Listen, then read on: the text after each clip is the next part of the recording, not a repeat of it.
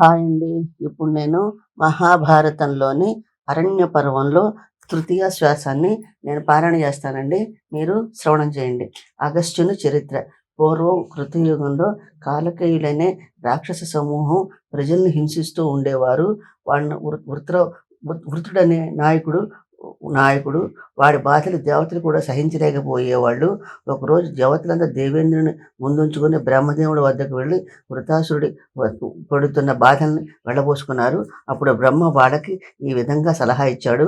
బ్రహ్మ, దేవేంద్రుడా, సరస్వతి నది తీరంలో దదీచి అనే మహర్షి నిష్ఠతో తపస్సు చేస్తున్నాడు. మీరంతా పోయి ఆయన సహాయాన్ని కోరండి. వెళ్ళి అడిగితే ఆయన కాదనడు. ఆయన ఎముకలన్నీ పరమ పవిత్రమైనవి, మేలైన ఆయుధాలు అవుతాయి. ఆయన వెన్నెముక వజ్రం కన్నా కఠినం. దాంతో ఆయుధాన్ని చేసి దేవేంద్రుడు ధరించి ఆ కాలకేయుల మీదకి యుద్ధానికి పోతే మీకు తప్పక జయిస్తారు. బ్రహ్మ ఆజ్ఞను శిరసా వహించి దేవేంద్రాదులంతా దదీచి మహర్షిని ప్రార్థించారు. ఆయన వాళ్ళ అభ్యర్థిని సంతోషంగా అంగీకరించి ప్రాణాలు విడిచాడు. దేవతలంతా ఆయన ఎముకల్ని ఆయుధాలుగా చేసుకున్నారు. తృష్ణ అనే ప్రజాపతి 100 మనలుండే భయంకరమైన వజ్రాన్ని తయారు చేసి దదీచి వెన్నెముకతో మలిచి వజ్రాయుధంగా చేసి దాంతో వృత్రాసురుడిని చంపమని ఆ వజ్రాయుధాన్ని దేవేంద్రుడికి ఇచ్చాడు. ఇంద్రుడు ఆయుధంతో వృత్రాసురుడిని సంహరించాడు. దేవతలు కూడా భయంకరమైన ఆయుధాన్ని ధరించి రాక్షసులపై పడ్డారు. కాలకేయులందరూ దేవతలకు లొంగకుండా పగలంతా సముద్రంలో దాక్కుని రాత్రులు ప్రజలను హింసించేవారు. కాలకేయులంతా ఇలా ఆలోచించారు: విద్య, తపస్సులు, ధార్మికులు, ధర్మ ప్రవర్తన కలిగిన మహానుభావుల వల్లనే లోకాలన్నీ నిలిచి ఉన్నాయి. ముందుగా వారందరినీ సంహరిస్తే లోకాలకు తప్పకుండా కీడు జరుగుతుంది అని ఆలోచించి వశిష్ఠ ఆశ్రమంలోని 197 మందిని, శవనుడి ఆశ్రమంలో 100 మందిని, భరద్వాజ్ ఆశ్రమంలో 20 మందిని, ఇంకా అనేక వేల మంది బ్రాహ్మణుని సంహరించి భక్షించారు. దేవతలు విష్ణువుని ప్రార్థించుట, భూలోకంలో యజ్ఞాలు చేసేవారే కరువయ్యారు. పుణ్యకార్యాలన్నీ నిలిచిపోయాయి. యమ, అగ్ని, వరుణాది దేవతలంతా దేవేంద్రుని ముందుంచుకుని విష్ణుమూర్తిని సందర్శించారు. దేవతలు: ఓ పరమాత్మ, నువ్వు వరాహవతారం ఎత్తి భూమిని ఉద్ధరించావు. నరసింహుడివే హిరణ్యకశిపుని సంహరించావు. వామనుడిగా అవతరించి బలిచక్రవర్తి గర్వం అణిచి బంధించావు. యజ్ఞరూపుడివై యజ్ఞాలకు ప్రతిబంధకుడైన జంబుడనే రాక్షసుని సంహరించావు. దేవ, లోకంలోని ప్రాణులన్నింటినీ రక్షకుడు నీవే. అందువల్ల నీతో మొరపెట్టుకోవడానికి వచ్చాము. ఓ పద్మనాభ, కాలకేయులనే రాక్షసులు పర్వతాకారులు. వాళ్ళు సముద్రాన్ని జలదుర్గంగా మలుచుకున్నారు. మిక్కిలి సాధు పొంగవులైన బ్రాహ్మణులకు కీడు జరిగితే భూమండలాన్ని అంతటికీ బాధిస్తుంది. భూమికి బాధ కలిగితే లోకాలన్నీ పరితపిస్తాయి కదా. ఎట్లాగంటావా? బ్రాహ్మణులు వేదాలు అధ్యయనం చేసి పుణ్యకర్మలు చేయటం వలన వారిచ్చే హవ్యాలతోనూ కవ్యాలతోనూ దేవతలు, పితృదేవతలు తృప్తి చెందుతున్నారు. పితృదేవతలు తృప్తి చెందితే లోకాలన్నిటికీ శుభాలు కలుగజేస్తారు. శ్రీ మహావిష్ణువు: దేవతలారా, కాలకేయులంతా మహాబలవంతులు, పర్వతాకారులు, యముడి వలె భయంకరులు. సముద్ర జలాల్లో ఉన్నంత వరకు మీరు వాళ్ళని ఏమీ చేయలేరు. నీటికి అధిదేవత వరుణుడు కనుక మిత్రావరుణుల కుమారుడైన అగస్త్యుని వేడుకోండి. అతడే సముద్ర జలాలన్నింటినీ తాగేయగలడు. అప్పుడు నీళ్లలో నుండి బయటపడ్డ చేపల్లాగా మీ చేతికి చిక్కుతారు. వాళ్ళని తేలిగ్గా జయించగలుగుతారు. కనుక మీరంతా అగస్త్యుని వేడుకోండి. అప్పుడు దేవతలు అగస్త్యుని వద్దకు పోయి: మహానుభావ, పూర్వం వింధ్యపర్వతం పెరగకుండా ఆపి లోకాలను కాపాడావు. ఇప్పుడు కూడా నువ్వే ఈ ఉపద్రవాల నుంచి కాపాడాలి అని రోమస మహర్షి చెప్పాడు. ధర్మరాజు: ఓ రోమస మహర్షి, పర్వతం పెరగటం ఏమిటి? అగస్త్యుడు ఆపటం ఏమిటి? ఆ కథంతా వివరంగా చెప్పు అన్నాడు. రోమస మహర్షి: ధర్మరాజా, సూర్యుడు మేరు పర్వతానికి ప్రదక్షిణం చేస్తూ ఉంటాడు. అది చూస్తున్న వింధ్య పర్వతానికి సూర్యునిపై కోపం వచ్చి సూర్యమండలాన్ని మించి పెరగటంతో సూర్యుడు ఇలా అంది వింధ్య పర్వతం: ఓ ధీనపతి, పర్వతాలన్నిటినీ నేనే రాజును. అటువంటి నన్ను లక్ష్య పెట్టకుండా నా మేరుకు ప్రదక్షిణం చేస్తున్నావు. అందువల్లనే నీ రథాశ్వాలు ముందుకు పోకుండా చేశాను. సూర్యభగవానుడు: ఓ వింధ్య పర్వతమా, బ్రహ్మదేవుడు నన్ను ఆ పర్వతాలకే ప్రదక్షిణం చేయమన్నాడు. నేను ఆయన చెప్పినట్టే చేస్తున్నాను. నేను నా ఇష్టానుసారం చేయలేను కదా. ఈ విధంగా మేరు పర్వతంపై గల ద్వేషంతో వింధ్య పర్వతం సూర్యమండలాన్ని మించి ఎత్తు పెరిగిపోయింది. దాంతో సూర్యచంద్రుల నక్షత్రాలు ఆకాశమార్తాన కదలలేకపోయాయి. రాత్రి పగలు తేడా తెలియక భూమంతా జీవకోటిని అంత దట్టమైన చీకటి లోకాలన్నిటినీ కప్పేసింది. దేవతలంతా వెళ్ళి వింధ్య పర్వతాన్ని శాంతిపరచాలని ప్రయత్నం చేశారు, కానీ ఫలితం లేకపోయింది. దేవతలంతా అగస్త్యుని వద్దకు పోయి వింధ్య పర్వతాన్ని పెరుగుదలను గురించి చెప్పారు. దేవర్షి అయిన ఓ అగస్త్యుడా, సూర్యచంద్రుల గతులు యథాప్రకారం జరిగేట్లు చూడు అని ప్రార్థించారు. అప్పుడు అగస్త్య మహర్షి భార్య అయిన లోపాముద్రను వెంటబెట్టుకుని వింధ్య పర్వతం వద్దకు వెళ్ళాడు. అప్పుడు ఆ పర్వతరాజు మహర్షి దగ్గరకు వచ్చి పూజించాడు. అప్పుడు అగస్త్యుడు, ఓ వింధ్య పర్వతమా, నేను దక్షిణ దిక్కుకు వెళ్తున్నాను, నాకు దారి ఇవ్వు అన్నాడు. పర్వతరాజు అట్లాగే అని వినయంగా నమస్కరించి తల భూతలానికి ఆనెట్లుగా వంగి నమస్కరించాడు.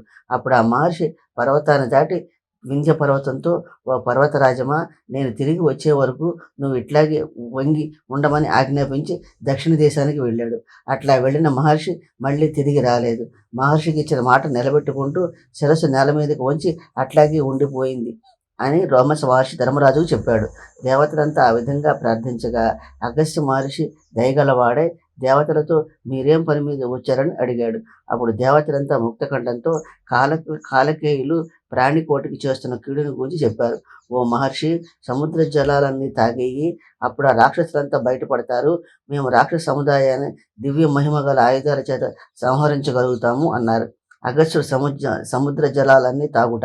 అటువంటి సముద్రం దగ్గరికి దేవతలు, సిద్ధులు, ఉరుగులు, యక్షులు, గంధర్వులు వెంటరాగా అగస్త్యుడు సముద్ర తీరాన్ని చేరుకున్నాడు. అప్పుడు ఆ మహర్షి దేవతలంతా చూస్తూ ఉండగా సముద్ర జలాలన్నింటినీ తాగేశాడు. సముద్ర గర్భంలో ముసళ్ళు, ఎండ్రకాయలు, తేళ్లు, చేపలతో పాటు కాలకేయులు కూడా బయటపడ్డారు. అప్పుడు దేవేంద్రాది దేవతలంతా కాలకేయులతో యుద్ధం చేశారు. భయభ్రాంతులైన కాలకేయులు పాతాళానికి పారిపోయారు. రాక్షసుల పీడ విరగడైన తర్వాత దేవేంద్రుడు అగస్త్య మహర్షితో, ఋషులతో, తలమానికమైన వాడా ఋషులలో తలమానికమైన వాడా, నీ దైవాన రాక్షస బాధ తొలగిపోయింది. ఈ సముద్రంలో అనేక జీవరాశులు జీవిస్తున్నాయి. అవి నీరు లేకుండా బ్రతకలేవు కనుక వాటి ఎడల దయచూపు, ఆ నీరంతా తిరిగి సముద్రంలో విడిచిపెట్టు అని ప్రార్థించాడు. అప్పుడు అగస్త్య మహర్షి ఇలా అన్నాడు, దేవేంద్ర, నేను తాగిన నీరంతా పూర్తిగా నాలో ఇంకిపోయింది కావున తిరిగి సముద్రాన్ని జలాలతో నింపలేను అన్నాడు. అప్పుడు ఆ దేవతలంతా బ్రహ్మదేవుని వద్దకు పోయి, దేవ, సముద్రాన్ని తిరిగి నీటితో నింపే మార్గం ఏదో చెప్పమని ప్రార్థించారు.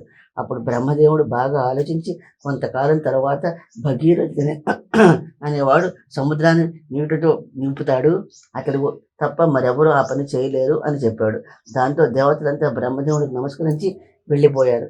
ధర్మరాజు, ఓ రోమస్ మహర్షి, భగీరథుడు సముద్ర జలాన్ని ఎట్లా నింపగలిగాడు అని తెలపవలసింది అని అడిగాడు. భగీరథుడు సముద్రాన్ని నీటితో నింపుట.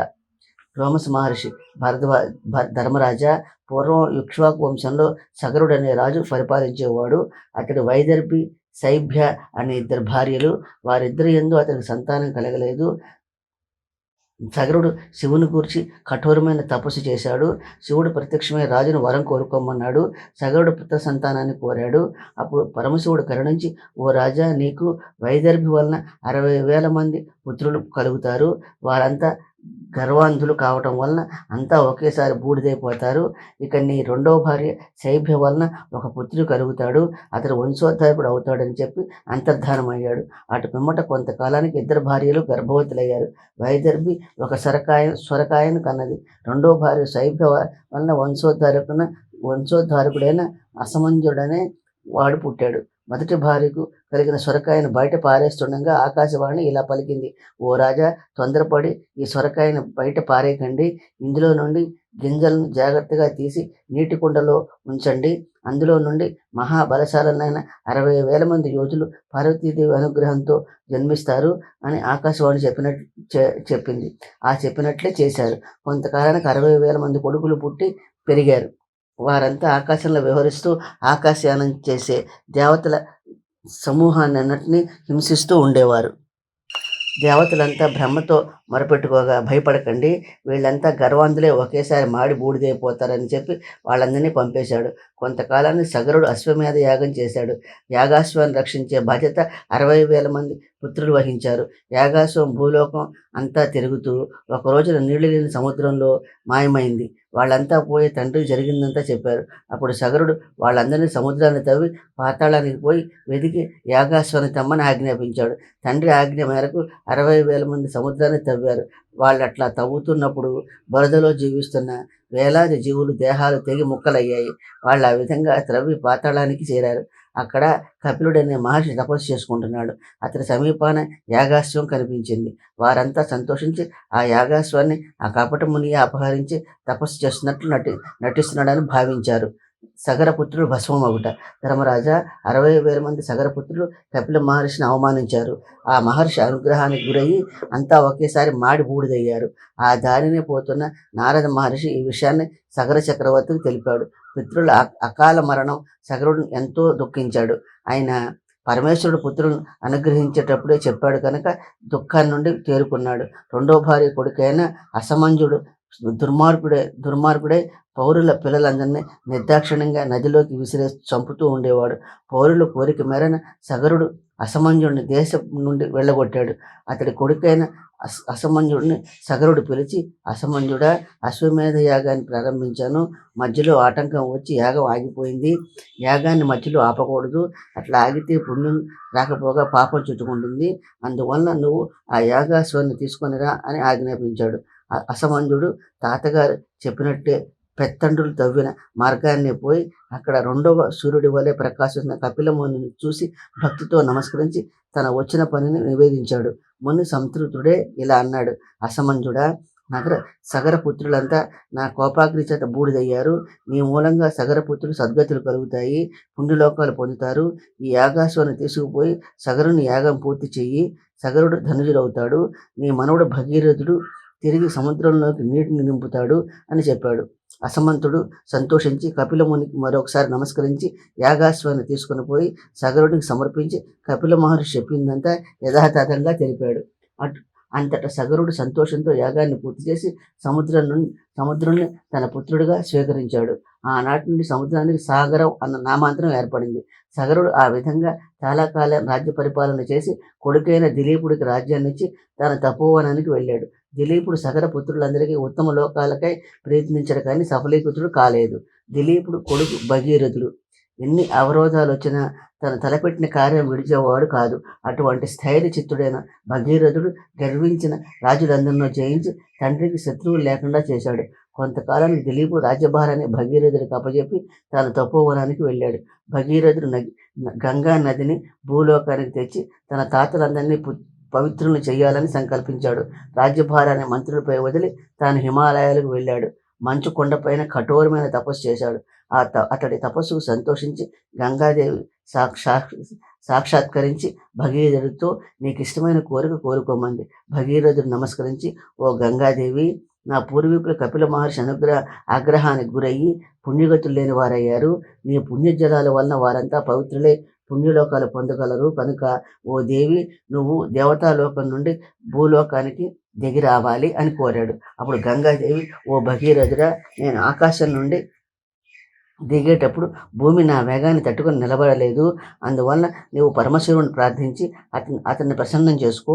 అతడి భగీరథుడు అక్కడి నుండి కైలాసానికి వెళ్ళి పరమశివుని గురించి కఠోరమైన తపస్సు చేశాడు. ఈశ్వరుడు ప్రత్యక్షమై, భగీరథుడా, నీ మనసులోని కోరిక నాకు తెలుసు. గంగాదేవిని భూమిపైకి రమ్మను. ఆమె భూమిపై పడే ముందుగా నేను ఆమెను ధరిస్తాను.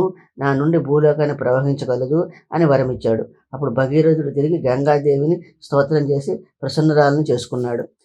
ఉధృతమైన కెరటాలతో ఆకాశం నుండి వస్తున్న గంగమ్మను పరమశివుడు తన జటాజూటంలో విలాసంగా ధరించాడు. దేవతలు, ఋషులు, దేవగణాలన్నీ చూస్తూ ఉండగా గంగ శివుని శిరస్సుపై నిలిచింది. భగీరథుడి ముందు నడుస్తుంటే కలహంసల నడకలతో, చంచలమైన చూపులతో, హోరును గాలి వీస్తుండగా కెరటాల ధ్వనుల మధ్య గంగాదేవి భగీరథుడిని అనుసరించింది. ఆమె ప్రవహించిన ప్రదేశాలన్నీ సస్యశ్యామలమయ్యాయి. జనులంతా జ్ఞానధన్యులయ్యారు. ఎండిపోయిన సముద్రం అంతా గంగా జలాలతో జలమయమైంది. అక్కడ నుండి గంగాదేవి పాతాళానికి పోయి సగరుడి పుత్రులందరికీ పుణ్యగతులు కలిగేట్లు చేసింది. గంగా అవతరణం వలన భగీరథుడి యశస్సు ముల్లోకాలను వ్యాపించింది. కావున ఓ రాజా, నువ్వు కోరినట్లుగానే భగీరథుని వృత్తాంతమంతా చెప్పాను. అంతటి వారంతా నంద, సునంద అనే నదుల్లో స్నానాలు చేసి పునీతులయ్యారు. అక్కడ హేమకూట పర్వతం మీద రాళ్ళన్నీ అగ్నిజ్వాలలే మండిపోతున్నాయి.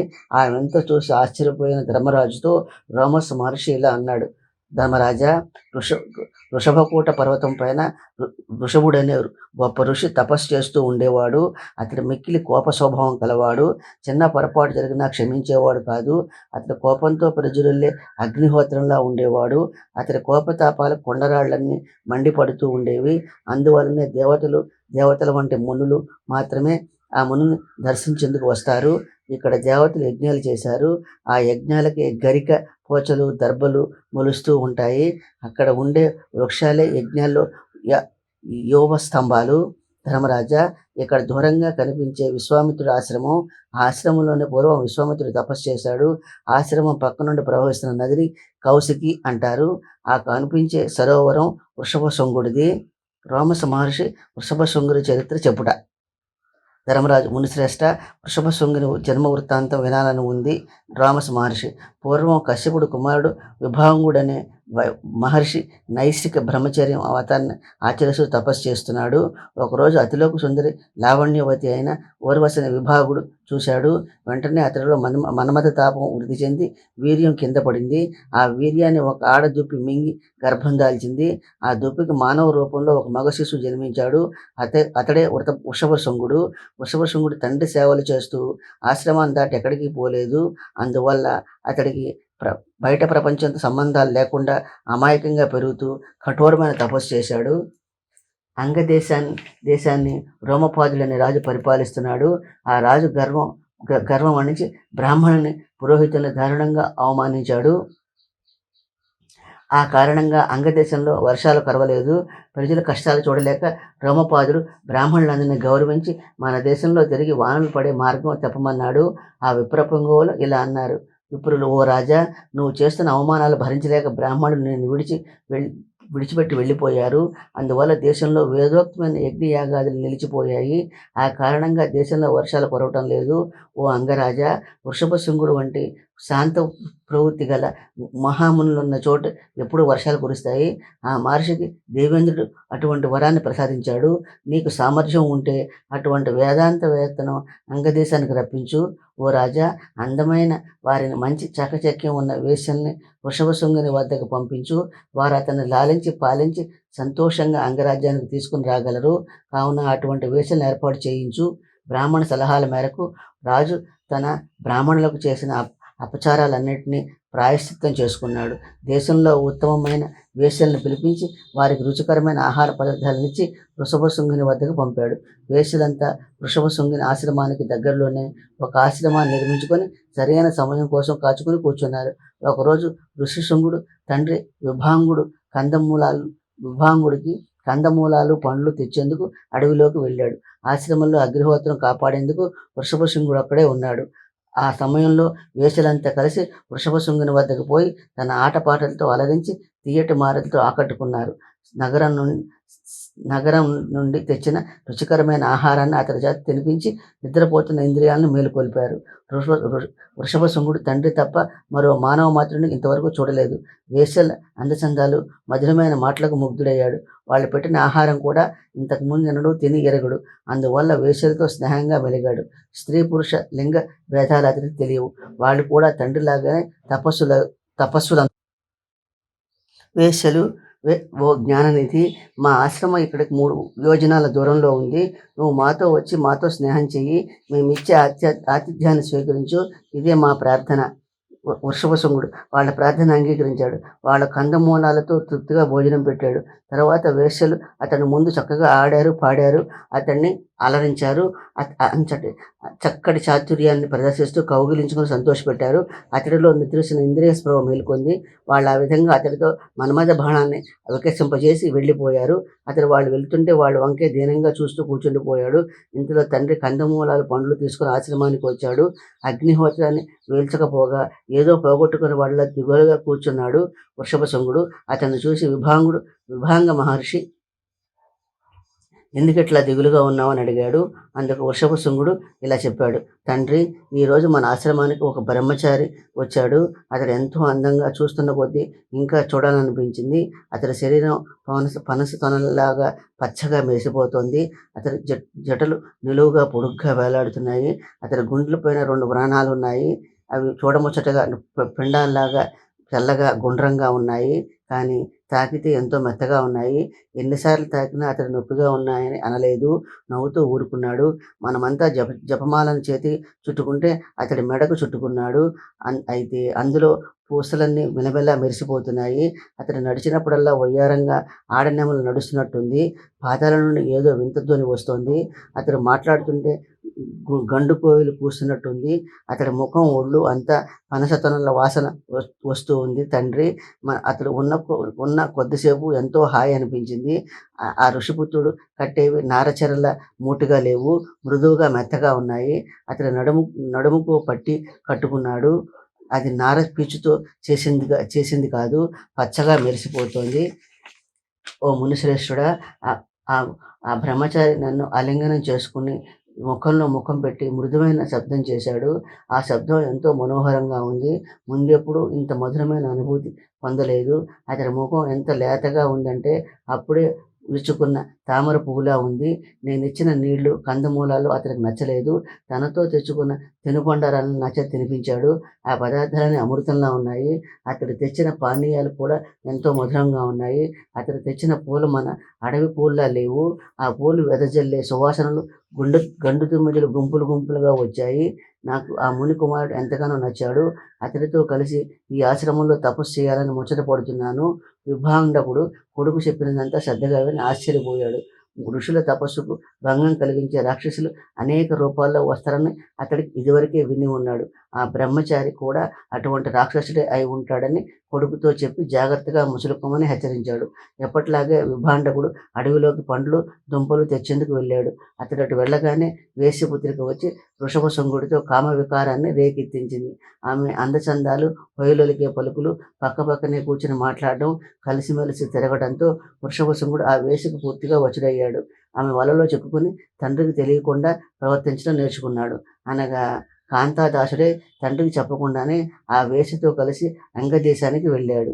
అతని దేశంలో అడుగు పెట్టడంతోనే దట్టంగా మేఘాలు ఏర్పడి కొండపోతగా వర్షాలు కురిశాయి. నదులు, సరస్సులు పొంగి పొర్లాయి. ప్రజలంతా ఆనందించారు. దాంతో అంగదేశానికి పట్టిన దోషం తొలగిపోయింది. రోమపాదుడు సంతోషించి తన కూతురు శాంతినిచ్చి వృషభశృంగుడికి వివాహం జరిపించాడు. అంతటా రోమపాదుడు వేలాది గోవులను తెప్పించి వృషభశృంగుడికి పేరిట గోపల్లెను నిర్మించి కూతుర్ని అల్లుని సంతోషపెట్టాడు. అక్కడ విభాండకుడు కొడుకు కనిపించకపోవడం చేత అతన్ని వెతుకుతూ దేశాలు తిరిగాడు. చివరికి అంగదేశాన్ని చేరుకుని ఒక గొల్లపల్లిలో విశ్రమించి వారిని ఆ ఆవుల మంద ఎవరిది అని అడిగాడు. అప్పుడు ఆ గోపాలుడు, మునిశ్రేష్ఠ, ఇవన్నీ నీ కుమారుడు వృషభశృంగుడివే. ఇంకా ఇటువంటి గొల్లపల్లులు దేశంలో నలుమూలలా ఉన్నాయి. అవన్నీ వృషభశృంగుడి సొంతమే అన్నారు. ఆ మాటలను విభాండకుడు ఎంతో సంతోషించి అంగదేశం రాజధానికి పోయి కొడుకుని కోడల్ని చూసి పరమానందం చెందాడు.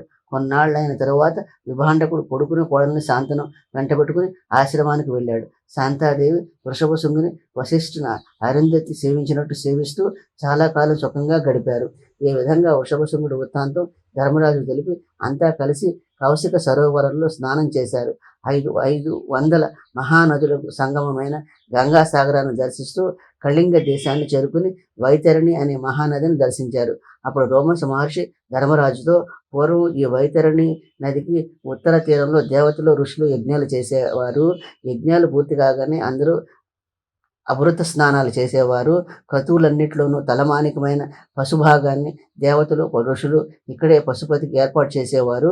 కనుక ఈ తీర్థంలో స్నానం చేసేవారు దేవ మార్గంలో ప్రయాణం చేయగలరు అని చెప్పగా ధర్మరాజు తమ్ములు ద్రౌపదితో కలిసి వైతరణి నదిలో స్నానం చేశారు. ధర్మరాజు, ఓ రమస మహర్షి, నీ దయ వలన సమస్త లోకాలలో చూడగలుగుతున్నాను.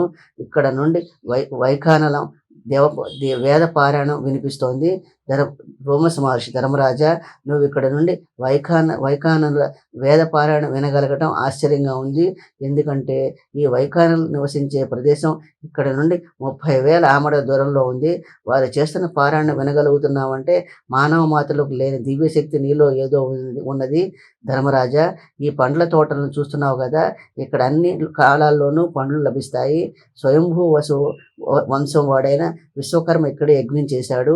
ఇక్కడ దక్షిణ దిక్కున గల కొండలు అరణ్యాలతో నిండిన భూభాగాన్నంతా పృథ్వీజుడైన కశ్యపునికి సంభావనగా ఇచ్చాడు. అందువల్ల భూదేవి విశ్వకర్మ పైన కోపం వచ్చి పాతాళానికి వెళ్ళిపోయింది. కశ్యప మహర్షి భూదేవి అనుగ్రహం సంపాదించేందుకు కఠోరమైన తపస్సు చేశాడు. అప్పుడు భూదేవి ప్రసన్నురాలై నీళ్లలో నుండి బయటికి వచ్చి వేది రూపంలో దర్శనమిచ్చింది. వేదియే ఇది. దీనిపైకి వెళ్ళిన వారంతా గొప్ప పరాక్రమం గలవారు అవుతారు. అయితే ఈ పవిత్రమైన మంత్రాన్ని ఉచ్చరిస్తూ మాత్రమే ఈ వేదిని ఎక్కాలి, లేకపోతే ఇది సముద్రంలో పడేస్తుంది. రోమస మహర్షి ఉపదేశించిన మంత్రాన్ని స్వీకరించి ధర్మరాజాదులంతా వేదికి నెక్కారు. ఆ ప్రభావం చేత పాండవులంతా అమిత బలాఢ్యులయ్యారు. బ్రాహ్మణ సమూహం అంతా ఆశీర్వచనంతో ముంచెత్తారు. ధర్మరాజు దేవేంద్రుల వల్లే ప్రకాశించాడు. అక్కడి నుండి వారంతా దేవతలచే సేవించబడే మహేంద్ర పర్వతాన్ని చేరుకున్నారు. అక్కడ తపస్సు చేసుకున్న మునుపుంగవులతో ధర్మరాజు ఇలా అన్నాడు. ధర్మరాజు, మునిశ్రేష్ఠులారా, మీరు అప్పుడప్పుడు పరశురామును దర్శిస్తూ ఉంటారని విన్నాము. మేము కూడా ఆ మహానుభావాన్ని దర్శించే భాగ్యం కలుగుతుందా? అకృతవర్ణుడు, ధర్మరాజా, నేను పరశురాముని శిష్యుడను. రాబోయే చతుర్దశి నాడు మహాత్ముడైన పరశురాముణ్ణి ఈ మునులంతా దర్శిస్తారు. నువ్వు కూడా ఉండి దర్శనం చేసుకోవచ్చు. ధర్మరాజు, అకృత వ్రణ మహర్షి, మహాత్ముడైన పరశురాముడిని వృత్తాంతం వినాలని కుతూహలంగా ఉంది. ఆ భార్గవ వంశీయుడు వృత్తాంతాన్ని తెలపండి. పరశురాముని మహిమ. అకృతవర్ణ మహర్షి, ధర్మరాజా, ఈ పుణ్య చరిత్ర చెప్తాను విను. పూర్వం కన్యాకుబ్జం అనే పట్టణంలో గాది కుమార్తె అయిన సత్యవతిని భృగు మహర్షి కుమారుడైన రుచిక మహాముని వివాహం ఆడాడు. అతడి గాది మహారాజు ఇలా అన్నాడు. ఓ మహర్షి, ఒక చెవి నల్లగా ఉండి మిగిలిన దేహమంతా తెల్లగా ఉండే గుర్రాలని కన్యాశుల్కంగా ఇవ్వు, అప్పుడు సత్యవతి నీకు ఇచ్చి వివాహం చేస్తానన్నాడు. ధర్మరాజా, భృగుపుత్రుడు వరుణుని ప్రార్థించాడు. వరుణుడు కనికరించి అటువంటివి 1000 గుర్రాల్ని కన్యాకుబ్జ నగరంలోని గంగా నదిలో నుండి బయటికి వచ్చేట్లు చేశాడు. అప్పటి నుండి ఆ తీర్థానికి అశ్వతీర్థం అన్న పేరు వచ్చింది. రుచీకుడు గాది మహారాజు కోరినట్లు కన్యాశుల్కం ఇచ్చి అతడి పుత్రిక సత్యవతిని వివాహం ఆడాడు. వారు ఆ విధంగా వివాహ జీవితాన్ని సుఖంగా గడుపుతూ ఉండగా రుచీకుడు తండ్రి భృగు మహర్షి వచ్చి కోడలైన సత్యవతితో ఇలా అన్నాడు. సుకుమారమైన ఓ సత్యవతి, నీలో మంచి గుణాన్ని సంతృప్తి చెందాను. నీకు ఇష్టమైన వరం కోరుకో. సత్యవతి, నాకు ఒక కొడుకును, నా తల్లికి ఒక కొడుకును అనుగ్రహించు. భృగు మహర్షి, ఓ సత్యవతి, నువ్వు మీడ వృక్షాన్ని కౌగిలించుకో, నీ తల్లి అశ్వత్థ వృక్షాన్ని కౌగిలించుకోమను, మీ కోరిక నెరవేరుతుంది అన్నాడు. అంతటా వారిద్దరూ శుచిగా స్నానం చేసి వచ్చి సత్యవతి అశ్వత్థ వృక్షాన్ని, ఆమె తల్లి మేడి వృక్షాన్ని కౌగిలించుకున్నారు. ఆ విషయాన్ని తెలుసుకున్న భృగు మహర్షి కోడలితో ఇలా అన్నాడు. సత్యవతి, నీకు బ్రాహ్మణులంతా పూజించదగిన కొడుకు పుడతాడు. అయితే అతడు దారుణమైన క్షత్రియ వృత్తిని కలవాడవుతాడు. గర్వంతో ప్రవర్తిస్తాడు. నీ తల్లికి పుట్టే బిడ్డడు క్షత్రియుడే అయిన గొప్ప తపస్వి అవుతాడు. విజ్ఞానం కలవాడై గొప్ప తేజస్సుతో బ్రాహ్మణ భావం పొందుతాడు. అంతటి సత్యవతి మామగారైన భృగు మహర్షిని క్షాత్రభావం తన కొడుక్కి కాకుండా మనవుడికి కలిగేట్టు అనుగ్రహించమంది. కొంతకాలానికి సత్యవతి గర్భవతి అయి వేదాంగాలను ధనుర్విద్యలలోనూ నేర్పగలవాడను పూర్వపు ఋషులను పోలిన మహాత్ముడైన పుత్రుని కన్నది. అతడే జమదగ్ని మహర్షి. ఆ జమదగ్ని మహర్షి ప్రసేనజితుడు అనే రాజపుత్రిక రేణుకని వివాహం ఆడాడు. ఆమె వలన రుమణవంతుడు, సుషేనుడు, వసుడు, విశ్వావసుడు, రాముడు అనే 5 పుత్రులు కలిగారు. జమదగ్ని ఒక రోజున అడవిలో తీవ్రమైన తపస్సుతో ఉండగా కొడుకులంతా కాయలు పండ్లు తేవడానికి అడవిలోకి వెళ్ళారు. రేణుక కూడా మునిపతునితో కలిసి నదీ స్నానానికి వెళ్ళింది. అక్కడ చిత్రరథుడనే రాజును చూసింది. వెంటనే ఆమె మనసు చలించింది. ఆమె మనసులో మెదిలిన చెడు ఆలోచనలు తెలుసుకున్న జమదగ్ని కోపంతో మొదటి నలుగురు కొడుకులను పిలిచి తల్లిని చంపని ఆజ్ఞాపించారు. కానీ వారి తల్లిని చంపడం పాపమని తండ్రి ఆజ్ఞని ధిక్కరించారు. తన మాట ధిక్కరించినందుకు కోపించి వాళ్ళందరినీ అడవిలో జ్ఞానశూన్యులైన జంతువులుగాను పక్షులుగాను బతకండని శపించాడు. అప్పుడు చివరి వాడైన రాముణ్ణి పిలిచి వాడి అయిన గండ్రగొడ్డలతో రేణుకను సంహరించు అన్నాడు. పరశురాముడు వెంటనే గండ్రగొడ్డలతో తల్లి శిరస్సును నరికేశాడు. తాను చేసిన మాట నెరవేర్చుకున్నందుకు పరశురాముడిని అభినందిస్తూ, కుమారా, నువ్వు తీసుకున్న నిర్ణయం చాలా కష్టమైనది, సంతుష్టుడైనాను, ఏదైనా వరం కోరుకో అన్నాడు. అప్పుడు పరశురాముడు తండ్రి, నా తల్లిని మళ్ళీ బ్రతికించు, తల్లిని చంపిన పాపాన్ని నుండి నన్ను విముక్తుని చెయ్యి, నా అన్ననందరినీ శాప విమోచనం కలిగించు, పూర్వం వల్లే ఉండేట్లు చెయ్యి అన్నాడు. జమదగ్ని మహర్షి అట్లాగే చేశాడు. ఒకరోజు కార్తవీర్యార్జునుడు అనే రాజు వేటాడడానికి అడవికి వెళ్ళాడు. అతడికి 1000 చేతులుండేవి. మహాబలవంతుడు. అట్టి కార్తవీర్యుడు వేటలో అలసిపోయి జమదగ్ని ఆశ్రమంలో ప్రవేశించాడు. జమదగ్ని మహర్షి ఆ రాజును పూజించి గౌరవించాడు. అయినా కూడా మదాంధుడైన రాజు జమదగ్ని ఘోరంగా అవమానించాడు. ఆశ్రమంలో చెట్లను నరికేశాడు. హోమధేనువును దాని దూడను తీసుకుపోయాడు. కొంతసేపటికి పరశురాముడు ఆశ్రమానికి వచ్చాడు. జమదగ్ని పరశురాముడితో ఇలా అన్నాడు, నాయన, కార్తవీరుడు బలాఢ్యుడు, బలవంతంగా హోమధేనువును తీసుకుపోయాడు, బలహీనున మనమేం చేయగలం అన్నాడు. తండ్రి మాటలు విన్న పరశురాముడు మండిపడ్డాడు. వెంటనే కార్తవీర్యుని వెంటాడి అతడి సైన్యానంతా చంపేశాడు. పరశురాముడు వీరాది వీరుడైన వజ్రాయుధం కన్నా వేడి అయిన బాణాలను ప్రయోగించి కార్తవీర్యుని 1000 భుజాలను నరికేశాడు. తరువాత అతన్ని చంపేశాడు. కార్తవీర్యుని కొడుకులు పరశురాముడు ఆశ్రమంలో లేని సమయం చూసుకుని తపస్సు చేసుకుంటున్న జమదగ్ని చంపి ఆశ్రమాన్నంతా బీభత్సం చేసి పోయారు. పరశురాముడు వచ్చే సమయానికి రేణుక భర్త దేహంపై పడి దుఃఖిస్తోంది. జరిగిందంతా తెలుసుకున్న పరశురాముడు ఇలా ప్రతిజ్ఞ చేశాడు. పుణ్యాత్ముడు, ఇంద్రియాలను జయించిన వాడు ఆయన జమదగ్ని మహర్షిని పాపాత్మైన హైవులు బుద్ధిపూర్వకంగా చంపారు. ఇది తెలియక చేసిన నేరం కాదు. ఇటువంటి ఘోర కృత్యాలు చేయడానికి వెనుకాడని క్షత్రియులు భూమి మీద ఉండడానికి వీల్లేదు. క్షత్రియ జాతిని అంతటా నాశనం చేస్తాను.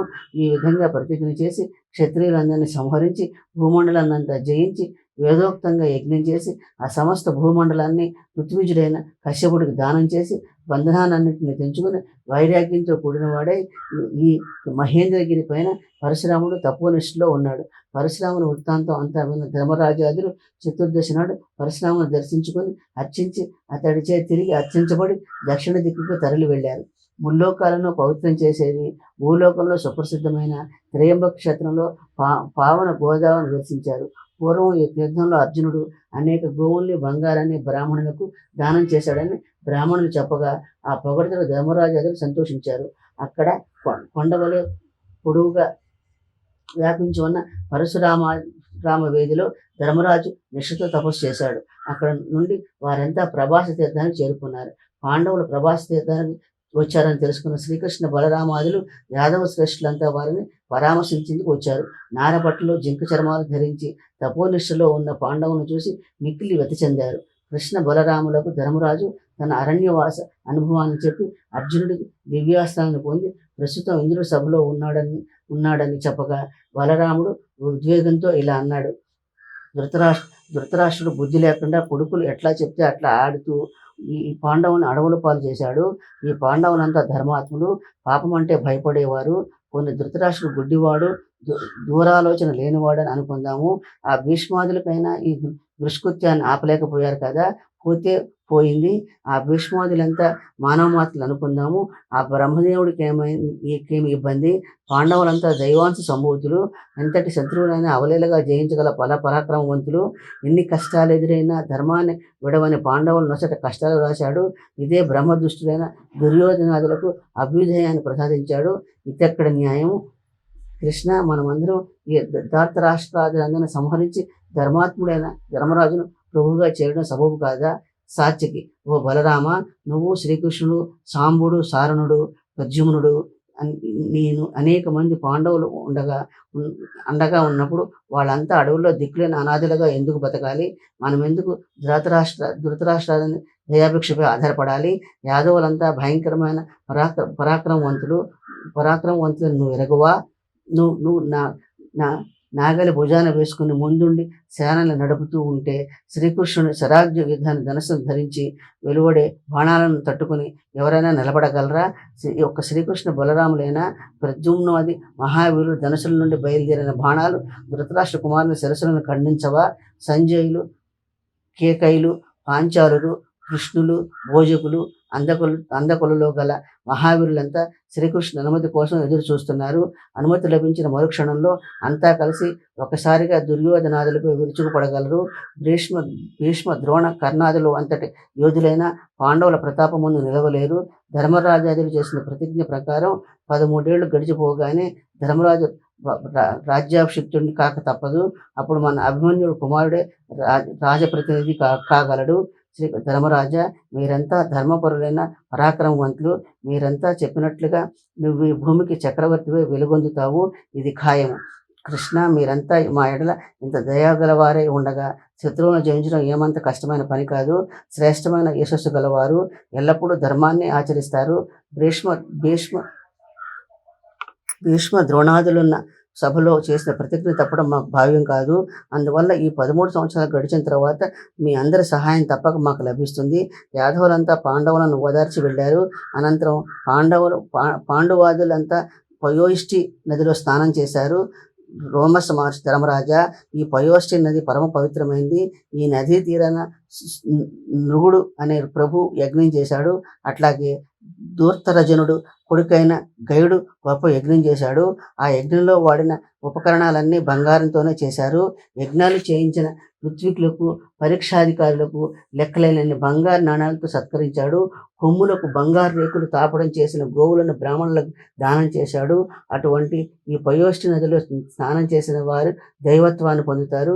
ధర్మరాజాదులంతా ఆ విధంగా ప్రయాణం చేస్తూ నర్మదా నదిలో స్నానం చేసి అక్కడున్న వైఢూర్య పర్వతాన్ని చూపుతూ రోమస్ మహర్షి ఇలా అన్నాడు. పూర్వం త్రేతాయుగం చివరిలోనూ ద్వాపర యుగం ప్రారంభమయ్యే ముందు శర్యాతి మహారాజు ఇక్కడ యజ్ఞం చేశాడు. భృగు మహర్షి కుమారుడైన చవన మహర్షి శర్యాతి కుమార్తె అయిన సుకన్యను వివాహమాడాడు. శర్యాతి చేసిన యజ్ఞంలో దేవేంద్రుని లెక్క చేయకుండా అశ్విని దేవతలకు సోమరసాన్ని తాగేవారినిగా చేశాడు. అట్లా ఎందుకు చేశాడు? ఆ కథ అంతా వివరించు అని అడిగాడు ధర్మరాజు. రోమస మహర్షి, ధర్మరాజా, ఈ సరస్సుకు సమీపంలోని భృగుపుత్రుడైన చవన మహర్షి ఎంతో నిష్ఠతో తపస్సు చేశాడు. అతడు అన్నపానాదులకు కూడా కదలకపోవడంతో అతడి చుట్టూ పుట్టలు పెరిగాయి. లతలు తీగలు ఆ పుట్టను కప్పేశాయి. ఒక రోజున శర్యాతి మహారాజు తన రాణులందరితో కలిసి ఆ సరస్సు వద్దకు విహారానికి వచ్చాడు. శర్యాతి కుమార్తె సుకన్య తన చెలికత్తెలతో కలిసి విహరిస్తూ అనుకోకుండా చవనుడు తపస్సు చేస్తున్న పుట్ట దగ్గరకు వచ్చింది. ఆ పుట్టలో నుండి ప్రకాశవంతంగా ఉన్న పురుగులు కనిపించాయి. అవి మనుగురు పురుగుల వలె ఉంటాయని సైనికులను పిలిపించి ఆ పుట్టను తవ్వించింది. దాంట్లోంచి చవనుడి తపస్సు భంగం కలిగింది. మహర్షి కోపించి సైనికులను బంధించాడు. సుకన్య తండ్రి వద్దకు వెళ్ళి జరిగిందంతా చెప్పింది. వెంటనే శర్యాతి మహారాజు చవనుడి వద్దకు వెళ్ళాడు. అక్కడ శుష్కించిపోయి తోలు ఎముకలు మాత్రమే మిగిలి ఉన్న చవనుడికి నమస్కరించి ఇలా అన్నాడు. మునిశ్రేష్ఠుడా, నీ తపోమోహం తెలియక నా కుమార్తె సుకన్య సైనికులను ఆదేశించి పుట్టను తొలగించింది. నా కుమార్తె చిన్నపిల్ల, అజ్ఞానం చేత చేసిన అపచారాన్ని మన్నించమని ప్రార్థించాడు. రాజా, నువ్వు నీ కుమార్తె సుకన్య నాకు ఇచ్చి వివాహం చెయ్యి, అప్పుడే నేను క్షమిస్తాను. శర్యాతి తన కుమార్తెను సుకన్యను చవనుడికి ఇచ్చి వివాహం చేసి తన సైనికులను కాపాడుకున్నాడు. సుకన్య భర్త చవనుడు మిక్కిలి శ్రద్ధాభక్తులతో సేవలు చేస్తూ అతడి మన్నలను అందుకున్నది. అశ్విని దేవతలు స్వర్గంలో జంట వైద్యులు. ఆ దేవతలిద్దరూ సుకన్యతో, అమ్మ, నువ్వు ఎవరి కుమార్తెవు, ఎవరి భార్యవు అని అడిగారు. అప్పుడు సుకన్య వారితో, అయ్యా, నేను శర్యాతి మహారాజు కుమార్తెను, చవన మహర్షి భార్యను అన్నది. అశ్విని దేవతలు ఆమెతో ఇలా అన్నారు. సుందరి, నువ్వు నిండు యవనంలో ఉన్నావు. నీ భర్త పండు ముదుసలి, అతడి వలన నువ్వు ఏం సుఖాలు పొందగలవు? మేము అశ్విని దేవతలము. నువ్వు అంగీకరిస్తే నీకు ఈడు జోడు అయిన వాడితో వివాహం చేయించగలము. బాగా ఆలోచించి చెప్పు అన్నారు. అయితే సుకన్య వారి మాటల్ని త్రోసిపుచ్చి ఇలా అన్నది. నాకు నా భర్త ఎడల ప్రేమ అనురాగం అపారంగా ఉన్నాయి. మీ సహాయం నాకు వద్దు అని చెప్పింది. అంతేకాకుండా వాళ్ళతో మాట్లాడిన వాటలన్నీ భర్తకు యథావిధిగా చెప్పింది. చవనుడి భార్య పతిభక్తికి ఎంతో సంతోషించి అశ్విని దేవతను చెప్పినట్టే చెయ్యి అన్నాడు. అప్పుడు సుకన్య భర్తతో కలిసి అశ్విని దేవతల వద్దకు వెళ్ళి తనకు యవనంతో కూడిన భర్తను సమకూర్చి పెట్టమని కోరింది. అంతటా అశ్విని దేవతలు ఈ సరస్సులోనికి దిగారు. చవనుడు కూడా వారితో పాటే సరస్సులో దిగి మునక వేశాడు. తిరిగి వచ్చేటప్పుడు సుకన్యకు ముగ్గురు అశ్విని దేవతలాగా కనిపించి, సుకన్య నీకు నచ్చిన వారిని ఎన్నుకోమన్నారు. అంతటా సుకన్య మనసులో భర్తను ధ్యానించి తన భర్తనే ఎన్నుకొన్నది. చవనుడు అశ్విని దేవతల ఎడల మిక్కిలి ప్రీతి గలవాడా ఇలా అన్నాడు: ఓ అశ్విని దేవతలారా, నేను మీ వలన తిరిగి యవనం పొందగలిగాను, కృతార్థుడనయ్యాను. శర్యాతి మహారాజు చేసే యజ్ఞంలో మిమ్మల్ని సోమరసాన్ని తాగేవారుగా చేస్తాను. అంతటి అశ్విని దేవతలు వాళ్ళ లోకానికి వాళ్ళు వెళ్ళిపోయారు. చవనుడు తిరిగి యవనవంతుడయ్యాడని విన్న శర్యాతి మహారాజు చాలా సంతోషించాడు. వెంటనే పరివారంతో కూతుర్ని అల్లుడిని చూడడానికి వచ్చాడు. చవనుడు వారందరికీ మర్యాదలు చేసి గౌరవించి ఇలా అన్నాడు: ఓ మహారాజా, నీకు గొప్ప కీర్తి కలిగే యజ్ఞం చేయించాలని ఉంది. నీకు తప్పక మేలు కలుగుతుంది కనుక పోయి యజ్ఞానికి కావలసిన సంబరాలన్నీ సిద్ధం చేయించు అన్నాడు.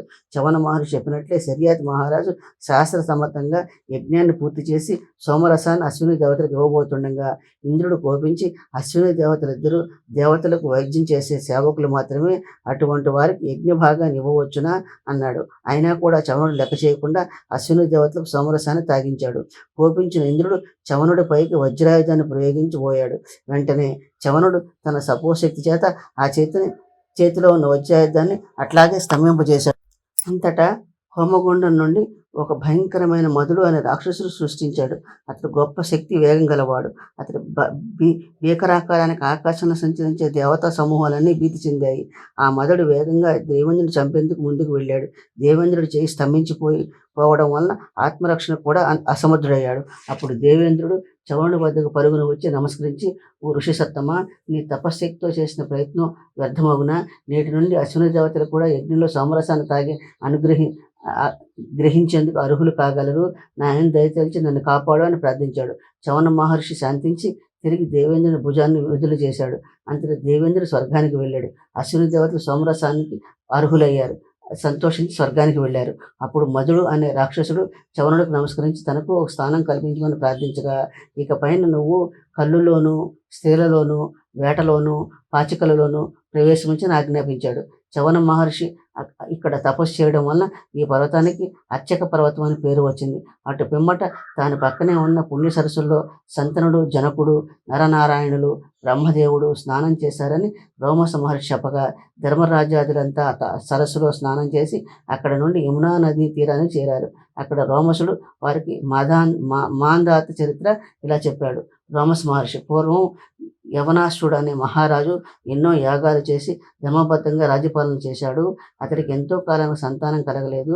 రాజసుఖాలపైన విరక్తి చెందిన రాజు రాజ్యభారాన్నంతా మంత్రులపైన ఉంచి తాను భృగు మహర్షి ఆశ్రమానికి పోయి భృగు మహర్షిని సేవిస్తూ తపస్సు ప్రారంభించాడు. కొంతకాలానికి భృగు మహర్షికి యవనాసుడు పైన కరుణ కలిగి, రాజా, నీ చేత పుత్రకామేష్టి యాగం చేయించి నీకు పుత్ర సంతానం కలిగేట్టు చేస్తాను అన్నాడు. అన్నట్లుగానే భృగు మహర్షి యవనాసుడి చేత పుత్రకామేష్టి యాగాన్ని చేయించి మంత్రజలాలన్నీ పాత్రనొకటి యవనాసుడికి ఇచ్చి జాగ్రత్తగా కాపాడమన్నాడు. ఆ రోజు రాత్రి యవనాసుడు దాహం విపరీతంగా వేసింది. నిద్రమైకంలో మంత్రించి ఉంచిన పాత్రలో నీళ్ళన్నీ తాగేశాడు. మర్నాడు భృగు మహర్షి జరిగిందంతా తెలుసుకున్నాడు. యవనాసుడితో, ఈ మంత్రజలాన్ని నీ భార్య కోసం ఉంచాను, కానీ నీళ్ళని నువ్వు తాగేశావు.